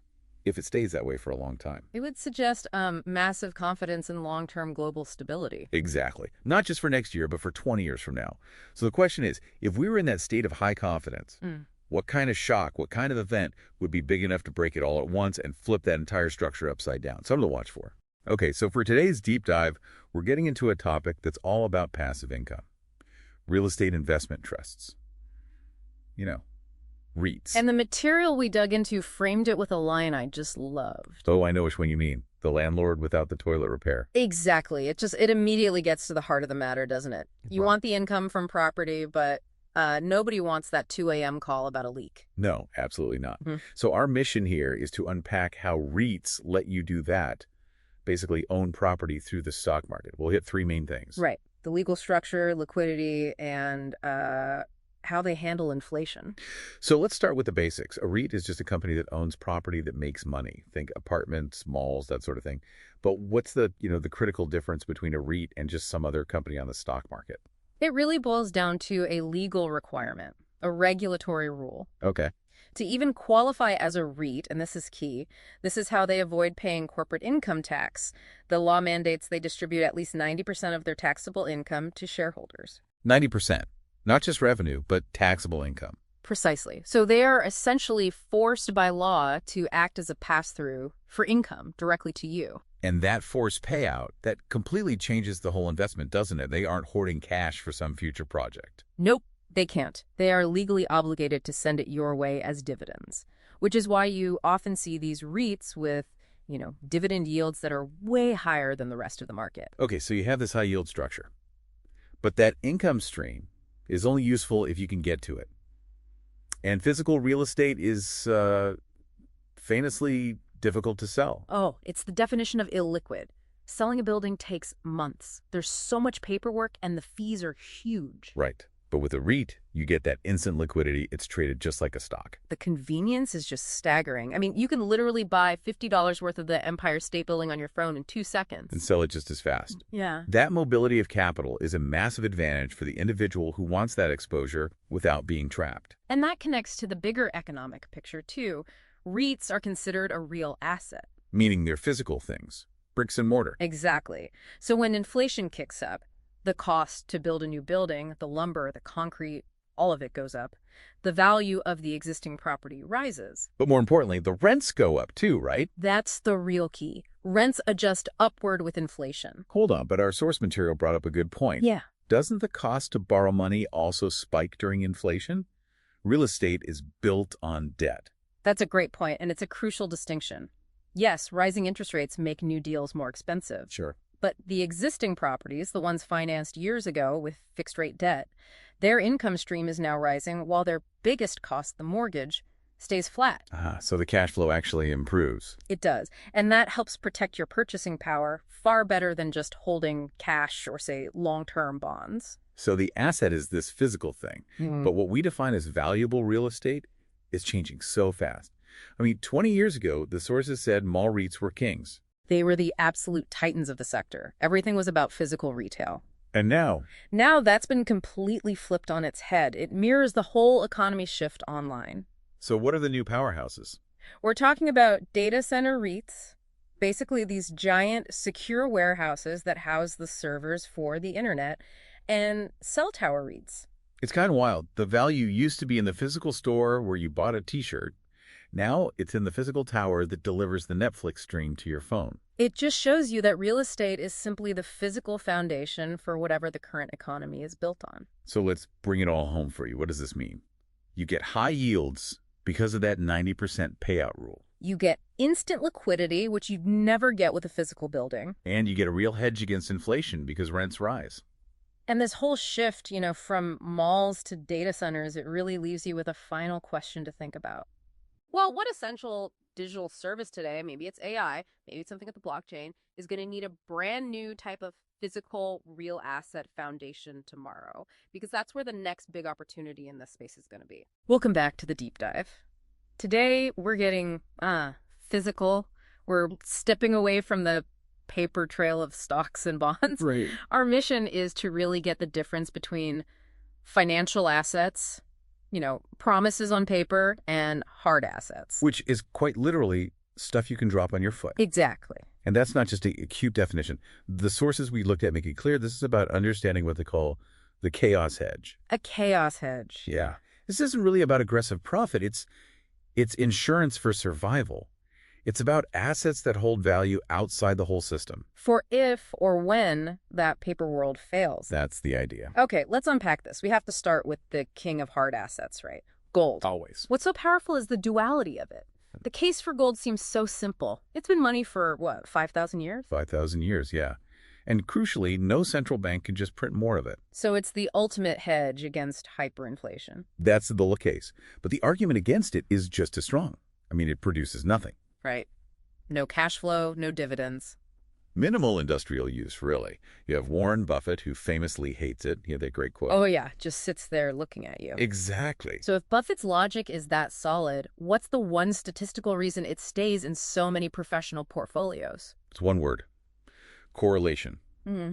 Or a lack of it. Okay. Gold is highly uncorrelated to stocks. Okay. So when the market crashes and everything is sinking, gold often zigs. It's the insurance that pays out exactly when you need it most. That is its entire job in a modern portfolio. Okay, so that's gold, the fear gauge. But what about assets like oil, wheat, or copper? Are they telling a different story? A completely different story. Gold is a lagging indicator. It reacts to fear that's already there. Okay. Industrial commodities are leading indicators. Their prices are just pure real-world supply and demand. They're cyclical. And in that group, we kept seeing the name Dr. Copper. Yeah. That sounds like something out of a pulp novel. Why the PhD? Well, because copper is in practically everything. Houses, cars. Your phone. It's essential for global construction, for manufacturing. So if the price of copper suddenly starts crashing, It means people have stopped building things. it means the global economy is slowing down fast. It's a real-time health check on global demand.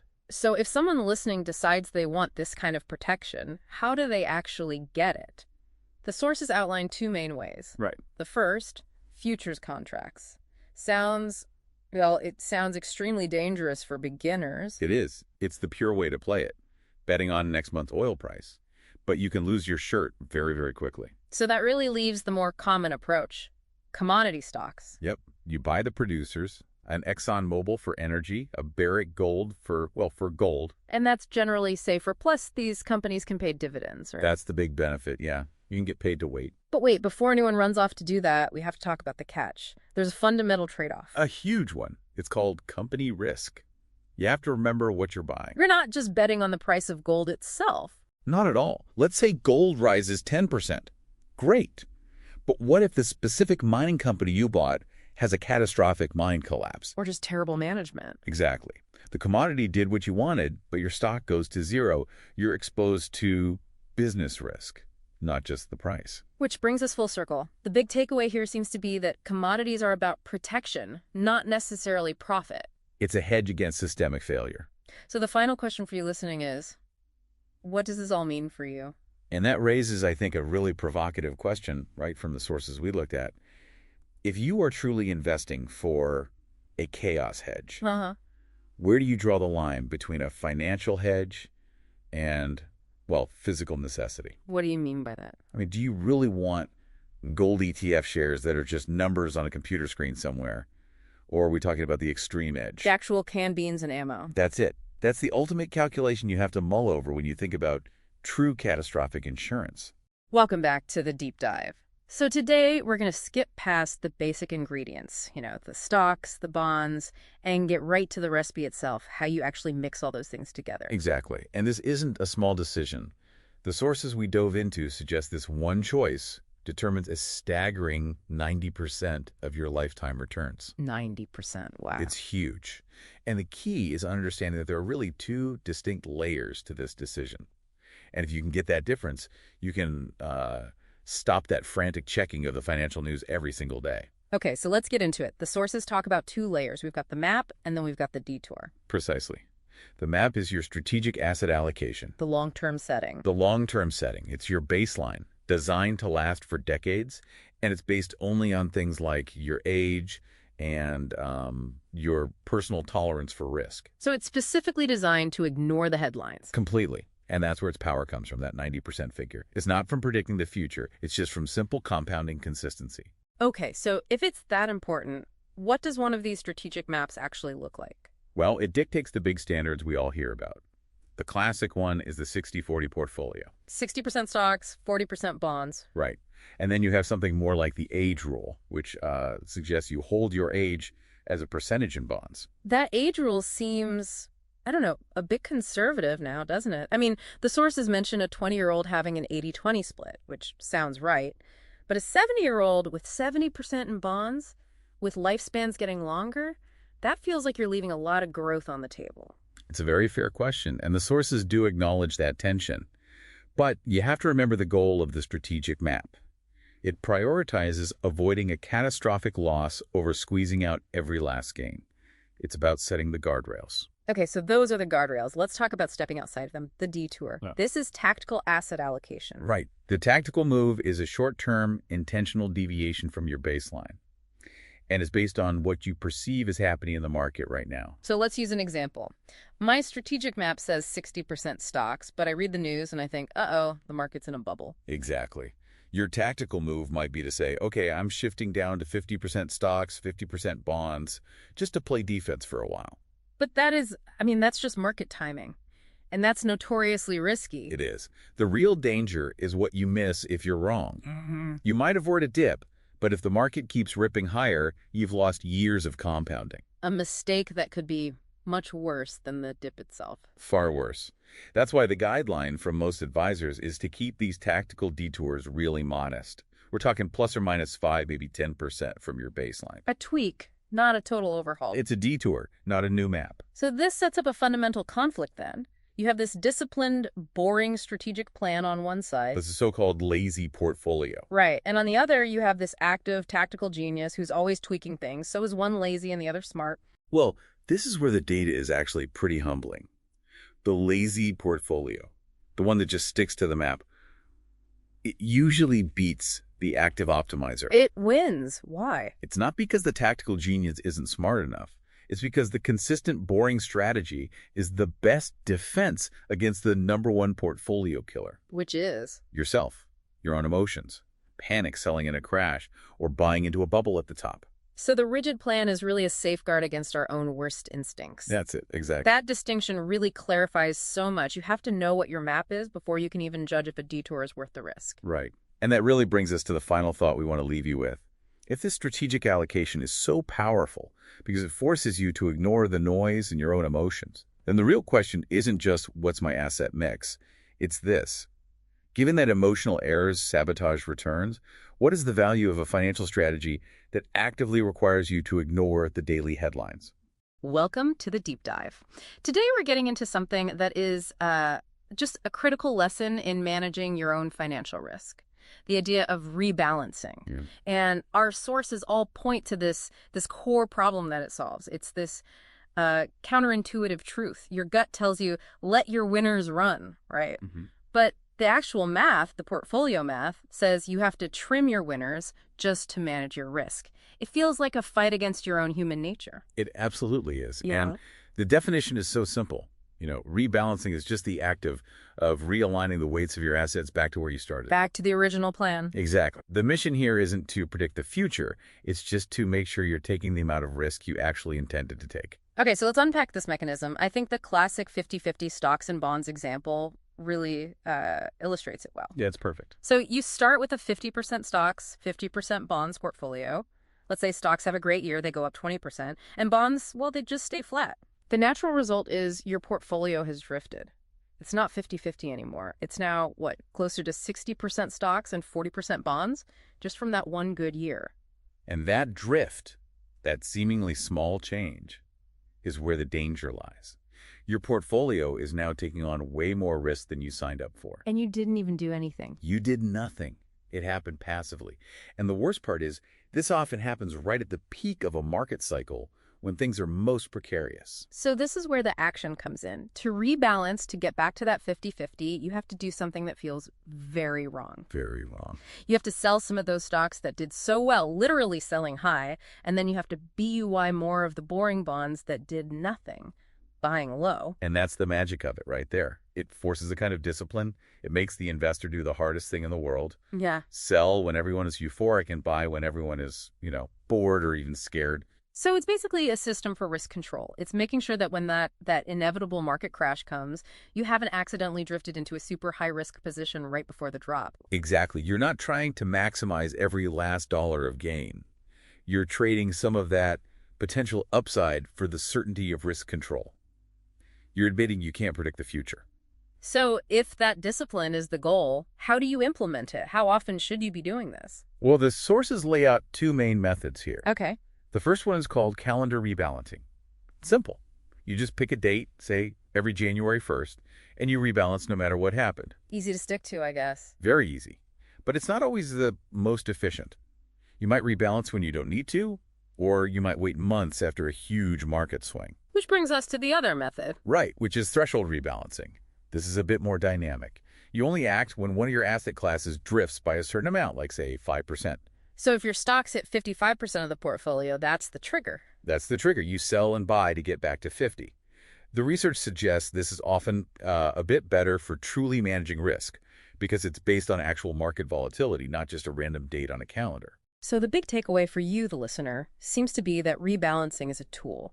It's the tool that standardizes your risk and fights that powerful urge to chase gains. It forces you to stick to your plan, not your feelings. And that leads to a really interesting final thought for you to consider. Go on. Well, if rebalancing is all about forced discipline and this kind of built-in skepticism about the market, what assumptions about future market performance must you be willing to completely abandon to actually do this effectively over the long term? That is a critical question to think about. Thank you for bringing the sources to the table for this deep dive. We hope this helps you approach your own risk with a little more discipline. All right, so if you're even thinking about investing, there's that. That one big fear, right? The one that just stops almost everyone. Mm-hmm. That voice in your head. Yeah, that voice that says, what if I put all my money in today and the market crashes tomorrow? And that feeling, that anxiety, actually has a name in our source material. They call it timing risk. Timing risk. Exactly. And that risk is what leads to analysis paralysis. Yeah. You just get so stuck waiting for the perfect moment to invest that you never do. You end up doing nothing at all, which is a huge weight, especially for new investors. Mm-hmm. So what's the cure? What does this reading say is the best way to get people off the sidelines? It's a strategy called dollar cost averaging, or DCA for short. DCA. Okay, let's unpack that. Well, the premise is brilliantly simple, really. Instead of making one single huge investment, a lump sum, like say $12,000. Dropping it all in at once. Right. You don't do that. Instead, you commit to investing a smaller fixed amount over time. Maybe $1,000 every month for a year. And you set it and forget it. You set it and forget it. You do it on autopilot no matter what the price is doing. Okay, that's where it gets interesting, I bet, especially in a volatile market. Let's run the numbers from the source. Yeah, let's do it. So month one, you put in your first $1,000 and the price per share is $50. Okay, so that gets you 20 shares. Simple enough? Right. But then month two, the market. It hits a major speed bump. The price gets cut in half, down to $25. Ouch. Okay, so that's the crash everyone fears. That's the crash. But because you're on your automatic plan, that same $1,000 still goes in. Only now it buys you 40 shares. Wow. Okay, so double the shares for the exact same amount of money. Exactly. Then let's say in month three, things recover a bit. The price rallies to $40. And your $1,000 buys 25 shares. 25 shares. Wait a second. So over those 3 months, the market's average price was, around $38? Yeah. But because you bought way more when the price was low, your actual cost per share is... It's lower than that, isn't it? It's mathematically lower. And it's not a trick. It's just consistency. How does that work? Because you're investing a fixed dollar amount, you are automatically programmed to buy more shares when they're cheap and fewer shares when they're expensive. It just forces your average cost per share down. Precisely. It protects you from accidentally going all in at the top. That's the mechanics of it, and the math is really compelling, but I feel like that's not the whole story. Where's the real power in this? The real power is psychological. I mean, the math is great, but the mindset shift is everything. Okay. Without DCA, a market crash feels like a total disaster. Yeah. You see your portfolio in the red, you lose sleep, you panic. Right. It feels personal, like you made a huge mistake. Exactly. But with DCA, your mindset it flips. A crash is no longer a catastrophe. It's a sale. It's a sale. It's a discount. You actually start to see a downturn as an opportunity because you know your next automatic deposit is coming up and it's going to scoop up shares on the cheap. So it takes the emotion out of it. You're not trying to be a hero and time the market. You're just being consistent. And that's the essential nuance here. The research is clear. Mathematically, over the long term, a lump sum investment usually wins. Simply because markets tend to go up over time. Right. But that mathematical superiority means nothing if fear keeps you on the sidelines in the first place. So that's the catch. Psychologically, DCA is the clear winner because it actually gets people to start. It moves you from being a spectator to an investor. It gets you in the game. That's the whole point. The focus is on action and consistency. Which really brings us to the final thought we want to leave you with. Yeah, it's a question for you to really think about. If the ultimate goal for long-term success is just consistency and action, then which strategy is truly better for you? The one that's mathematically superior but might keep you paralyzed by fear? Or the one that's psychologically supportive and guarantees you'll actually take part? Okay, let's unpack this. We're doing a deep dive into financial options, calls, and puts, and we're using those FIN 401 source notes you sent over. right? The mission here is to really get our heads around what these things are, but also the fundamental risk transfer that's happening. It's all about risk. It is. And the core idea, the simplest way to think about it, is that an option is just a coupon. Let's use the Big Mac analogy. You have a coupon that gives you the right to buy a Big Mac for $2 anytime in the next 30 days. Right. And if the Big Mac suddenly costs $5, that coupon is great. Exactly. But if it only costs $1, your coupon is just caper. It's worthless paper. And here's the crucial difference from a grocery coupon, and this is key. You have to pay cash right now for that financial coupon. It's called the premium. So the premium isn't just the price of the paper. It's the cost of buying leverage, really. It's the cost of opportunity. Which brings us to the first contract type. Yeah. The call option. This is your classic bullish bet. Your bet that the price is going up. It's the right to BUY 100 shares at a specific price, the strike price, by a certain date. Okay, so let's make that real. Yeah, let's use the Apple example. Say Apple stock is trading at $150. You buy a call option with a $160 strike price. So you're betting it'll go above 160. You are. And let's say Apple just soars to $200. You get to exercise your right. You buy the shares at $160. Even though they're worth 200 on the open market. And you can immediately sell them for a $40 per share profit. Well, a $40 gross profit, you have to subtract what you paid for that coupon, for the premium. Good point. So your net is a little less. But here's the beautiful part for the buyer. If Apple stays flat or it drops, the option just expires worthless. And you only lose that initial premium you paid. Your risk is totally capped. totally capped. Now let's pivot to the flip side. The put option. The insurance policy. That's the best way to think of it. It's the right to sell 100 shares at a specific price. You pay a small premium. And if the market crashes, someone else has to buy your shares at that guaranteed price. Yep. So let's use the protection example. You own Tesla at $200 a share, and you're nervous. So you buy a put option with a $180 strike price. What does that do? It guarantees you the right to sell your shares for $180, even if some disaster happens and Tesla crashes all the way to zero.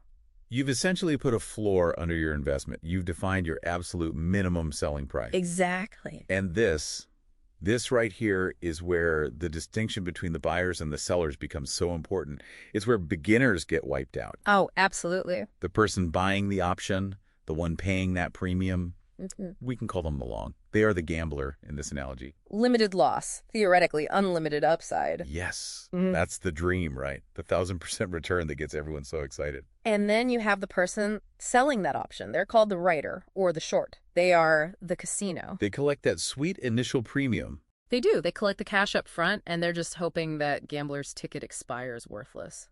But, and this is a huge but, they are taking on uncapped downside exposure. That's the dynamic that is so dangerous.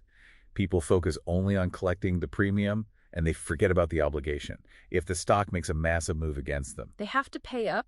The buyer exercises the contract, it's called assignment, and the seller is on the hook. Their risk is theoretically unlimited. Which is terrifying. It is. And because that risk is unlimited, the system requires the casino side, the seller, to post a lot of collateral. It's called margin. Ah, margin. Yeah. So they have to prove they can cover the loss. They have to, and that margin is constantly adjusted to make sure they have the funds to pay out if the buyer hits the jackpot. So the whole structure is defined by this incredible imbalance. The buyer pays a small fixed price for massive potential. And the seller gets a small fixed payment in exchange for taking on potentially infinite liability. So when we boil it all down, what does this all mean? The price of that coupon, the premium, it's a direct reflection of that huge risk imbalance, isn't it? It is. You are literally paying a price to hand your risk over to the casino. So that leads to a pretty interesting final thought. Well, if the casino side, the sellers, are required to have all this massive, constantly adjusted collateral to cover that unlimited risk, it raises a question. Which is? How much of the options market's daily volume is driven, not by pure speculation, but by these large institutions just trying to manage and hedge their own margin requirements against their portfolios? Okay, let's get into it. Today we're going to unpack a real financial puzzle. We're diving into options pricing. Specifically, the two fundamental parts that make up the price you see on the screen. And understanding this is absolutely key. I mean, here's the paradox for you, right? Yeah. You buy a stock, it goes nowhere for a year. You haven't lost a thing. You buy an option, it goes nowhere. You probably lose everything. Everything. Because options are, as they say, wasting assets. They have this built-in death clock, an expiration date. Exactly. So that's our mission today. We're going to pull apart those two pieces of value. You've got intrinsic value, the real hard cash value. And then the other part, extrinsic value, which is, well, it's basically what you pay for hope. That's a great way to put it. So let's start with the easy one, intrinsic value. Right. The simplest way I think about it is asking, if I cash this in, right this second, how much money would I get? It's just simple, immediate math. Let's say a stock is at $100, and you hold a call option with a $90 strike price. Your intrinsic value is $10. Simple. You can buy at 90, sell at 100. That $10 is locked in. It's real. It's real, and it can never, ever be negative. Okay, wait. So what if the stock is at 100, but my strike price is, say, 110? It's out of the money. Right. I can't exercise it for a profit, so is it just worthless then? Its intrinsic value is 0, yes. Think of it like cash in your wallet. It can be empty, but it can't be negative. Ah, I see. But here's the million-dollar question. If that option has 0 real value, why does the market still charge you maybe $2 to buy it? And that's the gap, that $2. Yeah. That's the extrinsic value. Exactly. If the $10 from before was the guaranteed part, this extra $2 is what you pay for the chance the stock might go way up before it expires. It is purely the price of two things, time and volatility. And since time is part of that price, it's also what kills it. Which brings us to theta, time decay. The big one. And the rule here is just, it's brutal. That extrinsic value, that hope money, must go to 0 by expiration. And it's not a straight line down. No, not at all. It's exponential. We call it the death clock. It's not a steady tick. Right. When you're like 90 days out, the decay is pretty slow. You barely notice it. But then you cross that 30-day mark. It starts speeding up Yeah. a lot. And then once you hit that final week, the value just falls off a cliff. So if you're an option buyer, time is your worst enemy. It's just eating away at that premium you paid. Mm-hmm. But what about that other part you mentioned? Volatility. Why would an option suddenly get incredibly expensive, even if the stock hasn't really moved? This is where it gets really interesting. This is Ivy Crush. Ivy Crush. So imagine a big event is coming up. Earnings, maybe. The market price is in maximum chaos, maximum uncertainty. Okay. And that volatility just explodes. That $2 extrinsic value might suddenly jump to $10. That option is now ridiculously expensive. Because everyone's paying for that lottery ticket. Exactly. But the second that news comes out, certainty returns. And that uncertainty premium, it vanishes. Poof. So even if you guess right and the stock goes up, you could still lose money. You can lose a lot of money because of that extra value, that hope premium. It collapses faster than the stock can move to make up for it. It's the ultimate lesson in market psychology. So what this all really means for you is that every single option price is just a combination of real value and hope value, 4V and EV. And that hope value, the EV, is always in a losing fight against the clock. Right. So here's a final thought to chew on. If we know that time decay gets exponentially faster in the last 7 days, I mean, what kind of strategies could you even develop that use that extreme risk and the potential for huge returns that's all packed into the final frantic week of an option's life? It really makes you rethink your entire approach to time, doesn't it? Something to consider. All right, welcome to the deep dive. So you sent over this material about options trading and specifically what our sources call the Greeks. That's right. And they're not just, abstract terms. They're presented as a kind of critical dashboard. A dashboard for a trader, like in an airplane cockpit. Exactly. Think of it like an altimeter, a speedometer, and maybe a fear gauge, all in one. We're talking delta, theta, and vega. They tell you exactly how an options price is going to react. Okay, let's unpack that. Let's start with the one that sounds like it's about movement. Delta. Delta. So delta is how much an options price changes for every $1 move in the actual stock. It's on a scale from 0 to 1.0. So if I have an option with a delta of, say, 0.50. And the stock goes up $1, your options price goes up 50 cents. Okay, simple enough. But if I want that dollar for dollar movement, why not just buy the stock? What's the hidden value here? This is the really cool part. The secret use of delta. It's basically a quick and dirty way to see probability. Probability? Yeah. An option way out there with a delta of 0.10. You can look at that and think, okay, there's roughly a 10% chance this thing will actually finish profitably. It's a long shot. I see. So it's not just a price metric, it's a risk assessment tool. Instantly tells you if you're holding a ticket for a likely winner or something else. Precisely. So delta covers where you're going. But what about the cost of just standing still? That's where we get to the silent killer. Theta. It's the amount of value your option loses every single day just from time passing. Yeah. For a buyer, it's always, always negative. And the sources frame this as rent, right? The daily rent you pay to hold the position. It's the perfect analogy. You see a theta of nanid 0.05. That means your position is bleeding $5 per contract every Right. single day. And that's a constant bleed. Where does it get worse? Oh, it gets much worse. That's the trap. It's not linear at all. The decay accelerates like crazy as you get closer to the option's expiration date. So you might lose a little in the first month, but a ton in the last week. You could lose 50% in that final week. You have to be right, and you have to be right quickly, or theta will just eat your position alive. Wow. Okay. So we have direction with delta and the cost of time with theta. That brings us to the last dial on the dashboard. Vega. Vega. This one measures the option's sensitivity to volatility, to, fear. Fear. Yeah. I mean, what's so fascinating is that the stock price could stay completely flat, but if the market gets nervous, if volatility spikes, the price of your option goes up. So Vega is like an anticipation gauge. It measures expected turbulence. It does. And that means right before some big event, like a company's earnings report, options get really expensive. The sources call it crisis pricing. Because everyone expects a big move, even if they don't know which way. Exactly. And that's why you almost never want to buy options when Vega is super high. You're paying a huge premium for that uncertainty. The entry price is just punishing. Okay, so let's pull this together then. Delta is direction. Theta is the tax of time. And Vega is panic. Perfect. And to really lock it in, our sources gave us that brilliant taxi ride analogy. Right. So delta is the distance you travel in the taxi. Yeah. It's how far you're moving toward your destination. Mm-hmm. And theta is the meter that's running even when you're stuck in traffic. You're paying rent just for sitting there going nowhere. In Vega. Vega is the surge pricing. It suddenly starts raining and everyone wants a cab at once. Right. The trip itself hasn't changed, but the price to get in just shot through the roof because of the panic. That really clarifies it. So mastering this dashboard is everything. But it leaves me with a final thought for you, the listener, to chew on. Mm-hmm. If Vega is the fear gauge, Mm-hmm. how do you, as an investor, distinguish between legitimate, necessary hedging against real risk and just simple, expensive panic that's driven by high volatility? Yeah. Something to think about. Welcome to the Deep Dive. Today we're getting into a topic that most people tend to overlook, futures contracts. Mm-hmm.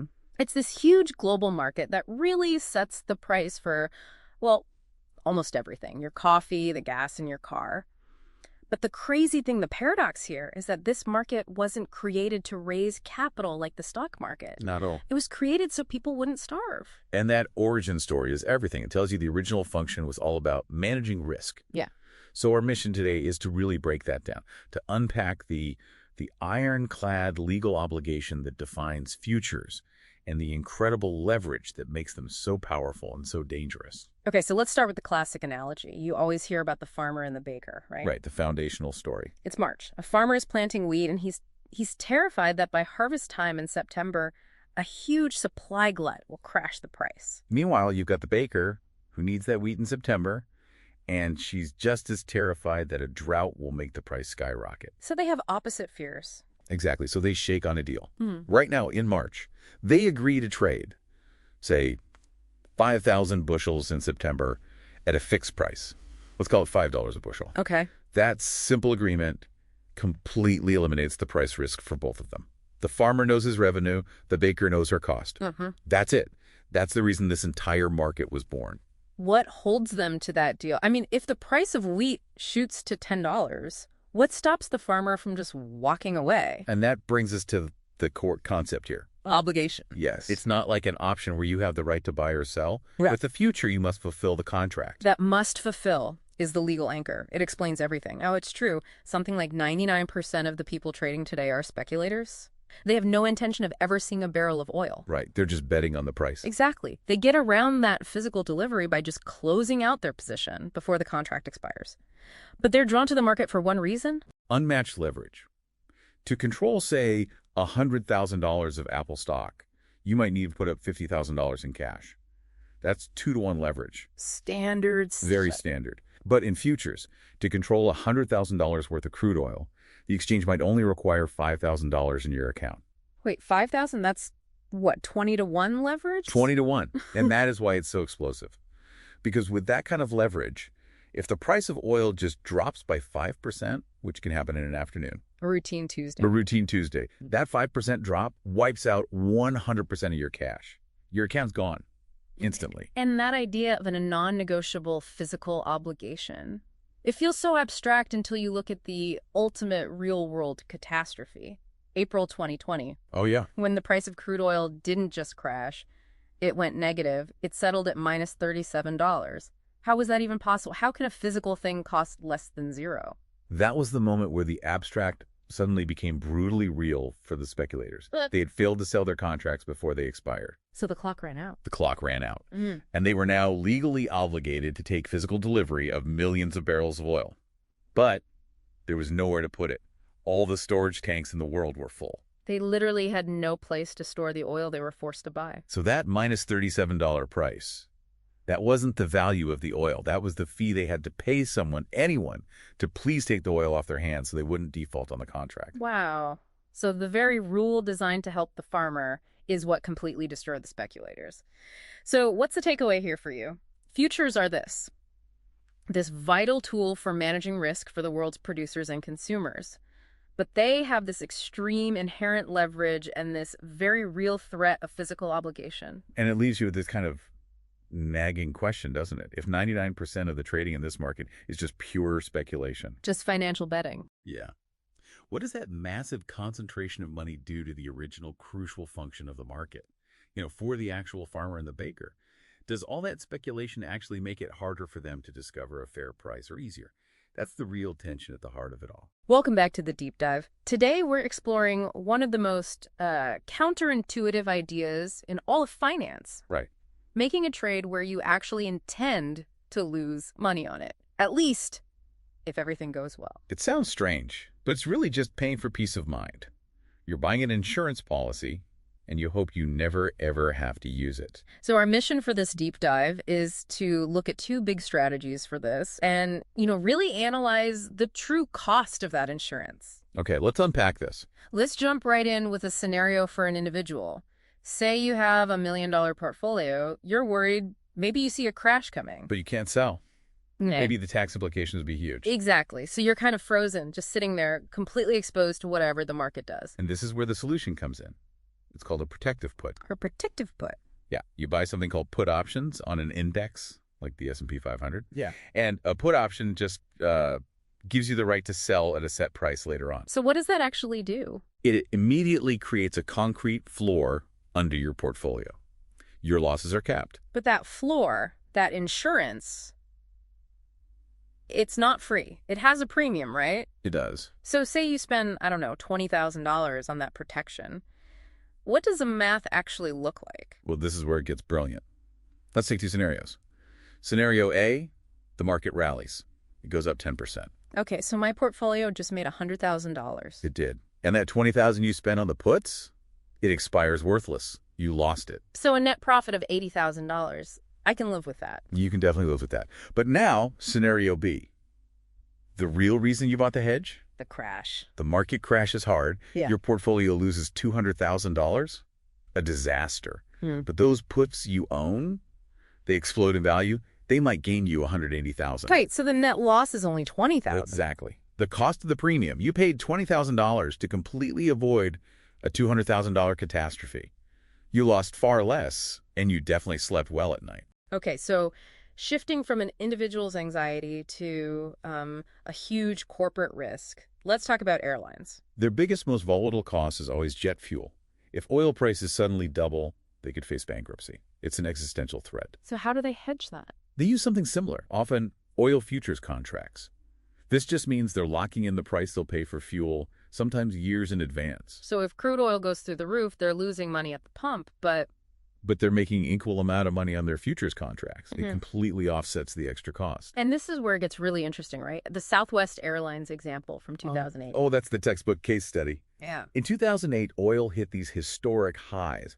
Almost every other major airline was just drowning in red ink. But not Southwest. Southwest was the only profitable one because they had been systematically, aggressively hedging for years before that. They'd locked in cheap oil prices 5 or 6 years before the spike even happened. That is just undeniable financial security. But you mentioned there's a serious cost that gets overlooked. You called it the drag. Yes, the drag. Think of it like a constant slow leak in your performance. So those premiums, that $20,000 on the puts or the fees for the futures, that's the drag. Precisely. They are constant costs that just chip away at your returns year after year, even when nothing bad happens. Yeah. If you're a disciplined, constant hedger, you are constantly paying this tax. So what does that add up to? Well, our sources show that if you maintain a continuous hedge on your portfolio, you are almost guaranteed to underperform the market by about 2, maybe 3% every single year. So what does this all mean then? It's a trade-off. It seems like what we've seen is that hedging basically exchanges potential upside for guaranteed certainty. It puts that floor in for investors, and it shields these massive corporations from disaster. And that really is the ultimate question for you, the listener. You know the cost now. It's that guaranteed 2 to 3% of annual underperformance. Is the peace of mind worth it? Is the ability to sleep well at night worth accepting that certain guaranteed lower return? So here's a fascinating question. How do you actually put a number on something as abstract as, market panic? It's a huge puzzle. But back in 1993, the CBOE, the Chicago Board Options Exchange, they actually tried to solve it. And that's what created the VIX, right? The volatility index, everyone calls the fear gauge. Exactly. And that's our mission for this deep dive. First, to really unpack how it works, which is surprisingly intuitive. Okay. But second, and this is really critical, we need to understand why the products you use to trade it have this major mathematical trap built right into them. Okay, let's jump right on that. The VIX isn't based on stock prices. No. It's based on option prices. Eee. How does that even work? How does the price of a hedge measure how terrified the market is? Well, the best way to think about it is insurance. It's all about insurance. Insurance? Yeah, specifically contracts called puts. They're what investors buy to protect themselves if the market suddenly crashes. So in a calm market, when everyone's feeling complacent, nobody's really buying much protection. Demand's low, so the insurance is cheap. And a low price for insurance means the VIX is low. That's it. We're talking below 15. That's the boring zone. But hold on a second. If it's just measuring the price of this insurance, is it really measuring fear? Or is it just measuring wealthy investors buying protection? Is it skewed? That's a great question. It's really measuring the cost of that fear. And that cost is, let's say, highly correlated with actual panic. I see. Because when real anxiety hits, investors don't just walk, they sprint to buy those puts. And that demand spike sends the price of options through the roof. Exactly. And that explosion in price is what sends the VIX soaring past 40. The index is tracking exactly how desperate people are for that insurance policy. So we can actually use these as benchmarks. I mean, if I'm looking at our source material, a VIX below 15 is deep complacency. Right. And maybe 20 to 30, that's what, some nervousness? Yeah. A normal correction. Yeah. The normal correction, yeah, exactly. But once you cross 40, you are in full-blown panic territory. Like 2008. Like 2008, or when the COVID lockdowns really hit the market in 2020, those are the moments that gave us that classic market rule. When the VIX is high, it's time to buy. When the VIX is low, look out below. You got it. It always sounds a bit like a pirate shanty, doesn't it? But okay, here's the key. How do you actually trade this? And what's the big trap you mentioned? This is where it gets really, really interesting. You can't just buy the VIX. It's an index. Right. You have to use products like an ETF called VXX. And this is where we have to issue the critical warning about the contango trap. The contango trap. Okay, that sounds like serious jargon. Break that down. Why is it so dangerous if you just, hold on to it? Well, the thing is, these funds, they don't actually hold the VIX. They hold VIX futures contracts. And because future volatility is almost always priced higher than today's volatility, that's contango, the fund is constantly selling the cheaper near-term contract to buy the more expensive longer-term one. It's mathematically designed to lose money over time. It is designed to bleed value. I mean, they're only for very short-term trades. A day, maybe a week. If you hold something like VXX for a whole year, a 90% loss is pretty standard. 90%. Wow. And this isn't just a theory, right? There was Volmageddon. Oh, yeah. Volmageddon in 2018 is the perfect, terrifying example. What happened there? There was this fund, off 14. It was designed to do the opposite of the VIX, so you were betting on calmness. A bet on things staying boring. Exactly. And then one afternoon, the VIX had a massive spike. And that Axe Foyt fund, it went to zero. Wiped out. How fast? In about 45 minutes. Billions of dollars just gone. A terrifying lesson in what happens when you hold these decaying products. So to tie this all together. Look, the VIX is a brilliant tool. It's powerful. It's insightful. It measures real fear by looking at the price of insurance. Right. But the products you have to use to trade it have this this built-in risk, this mathematical decay that makes them incredibly toxic for the average long-term investor. So what does this all mean for you? If the VIX is really a measure of market anxiety, based on what people will pay for protection, here's a thought to mull over. What non-financial indicator, maybe Google search trends or even social media sentiment, what do you think tracks its movements the closest? Welcome to the deep dive. Today we're getting into a concept our sources call a few different things. The double-edged sword, for one. And the speed multiplier. Both are perfect descriptions, really. They really are. We're talking about leverage. And at its heart, it's pretty simple, isn't it? It's just borrowing money to try and amplify your results. Exactly. But that amplification, I mean, that's where things get interesting and dangerous. So let's set the stage. The classic example is always real estate, right? It's intuitive. It is. So let's say you buy a house, $500,000, and you pay all cash. Okay, no loan. No loan. The market has a good year. The house value goes up 10%. You've made 10% on your money. Simple. $50,000 profit on a $500,000 investment. Makes sense. But now let's use leverage. Same house, but you only put down $50,000. So that's a, 10-to-1 leverage? Right. You borrow the other $450,000. Exactly. Now, the asset, the house still goes up by that same 10%. That's still a $50,000 gain in value. But you only put in $50,000, so you've doubled your money. You've made a 100% return. That's the speed multiplier. But here comes the other edge of that sword. Here it comes. Because if that $500,000 asset drops by 10%, your $50,000 is just gone, wiped out completely. 100% of your equity vanished. And in the stock market, this all happens much, much faster. Right, because you're not dealing with houses, you're dealing with a margin loan from a broker. And the key concept there is the maintenance margin. The broker says, look, a certain percentage of the account's value has to be your own money. Usually it's around 25%.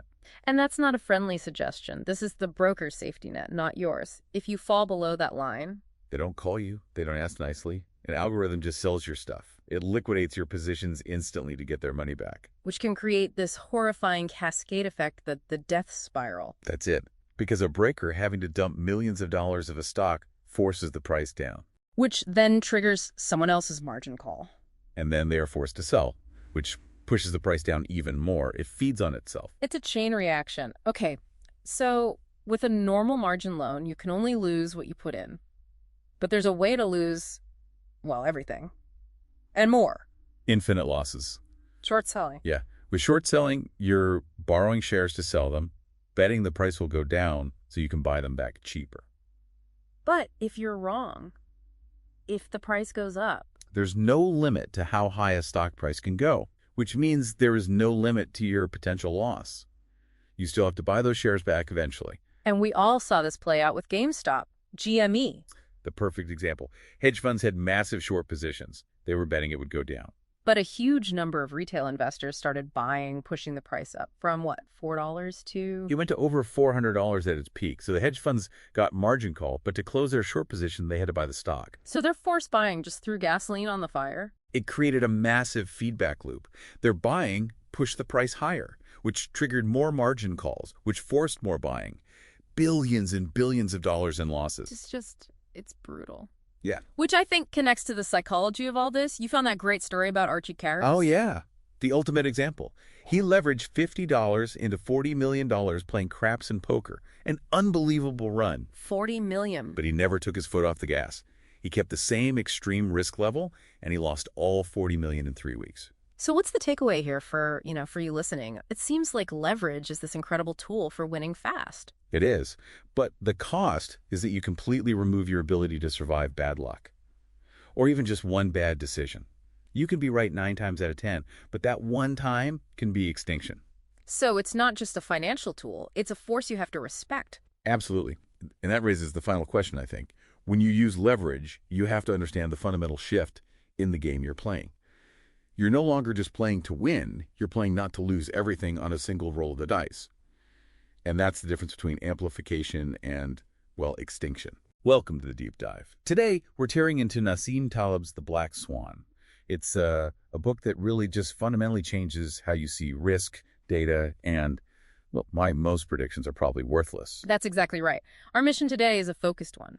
We want to understand why traditional systems, especially in finance, fail so catastrophically. Because they just can't account for that one rare event. Precisely.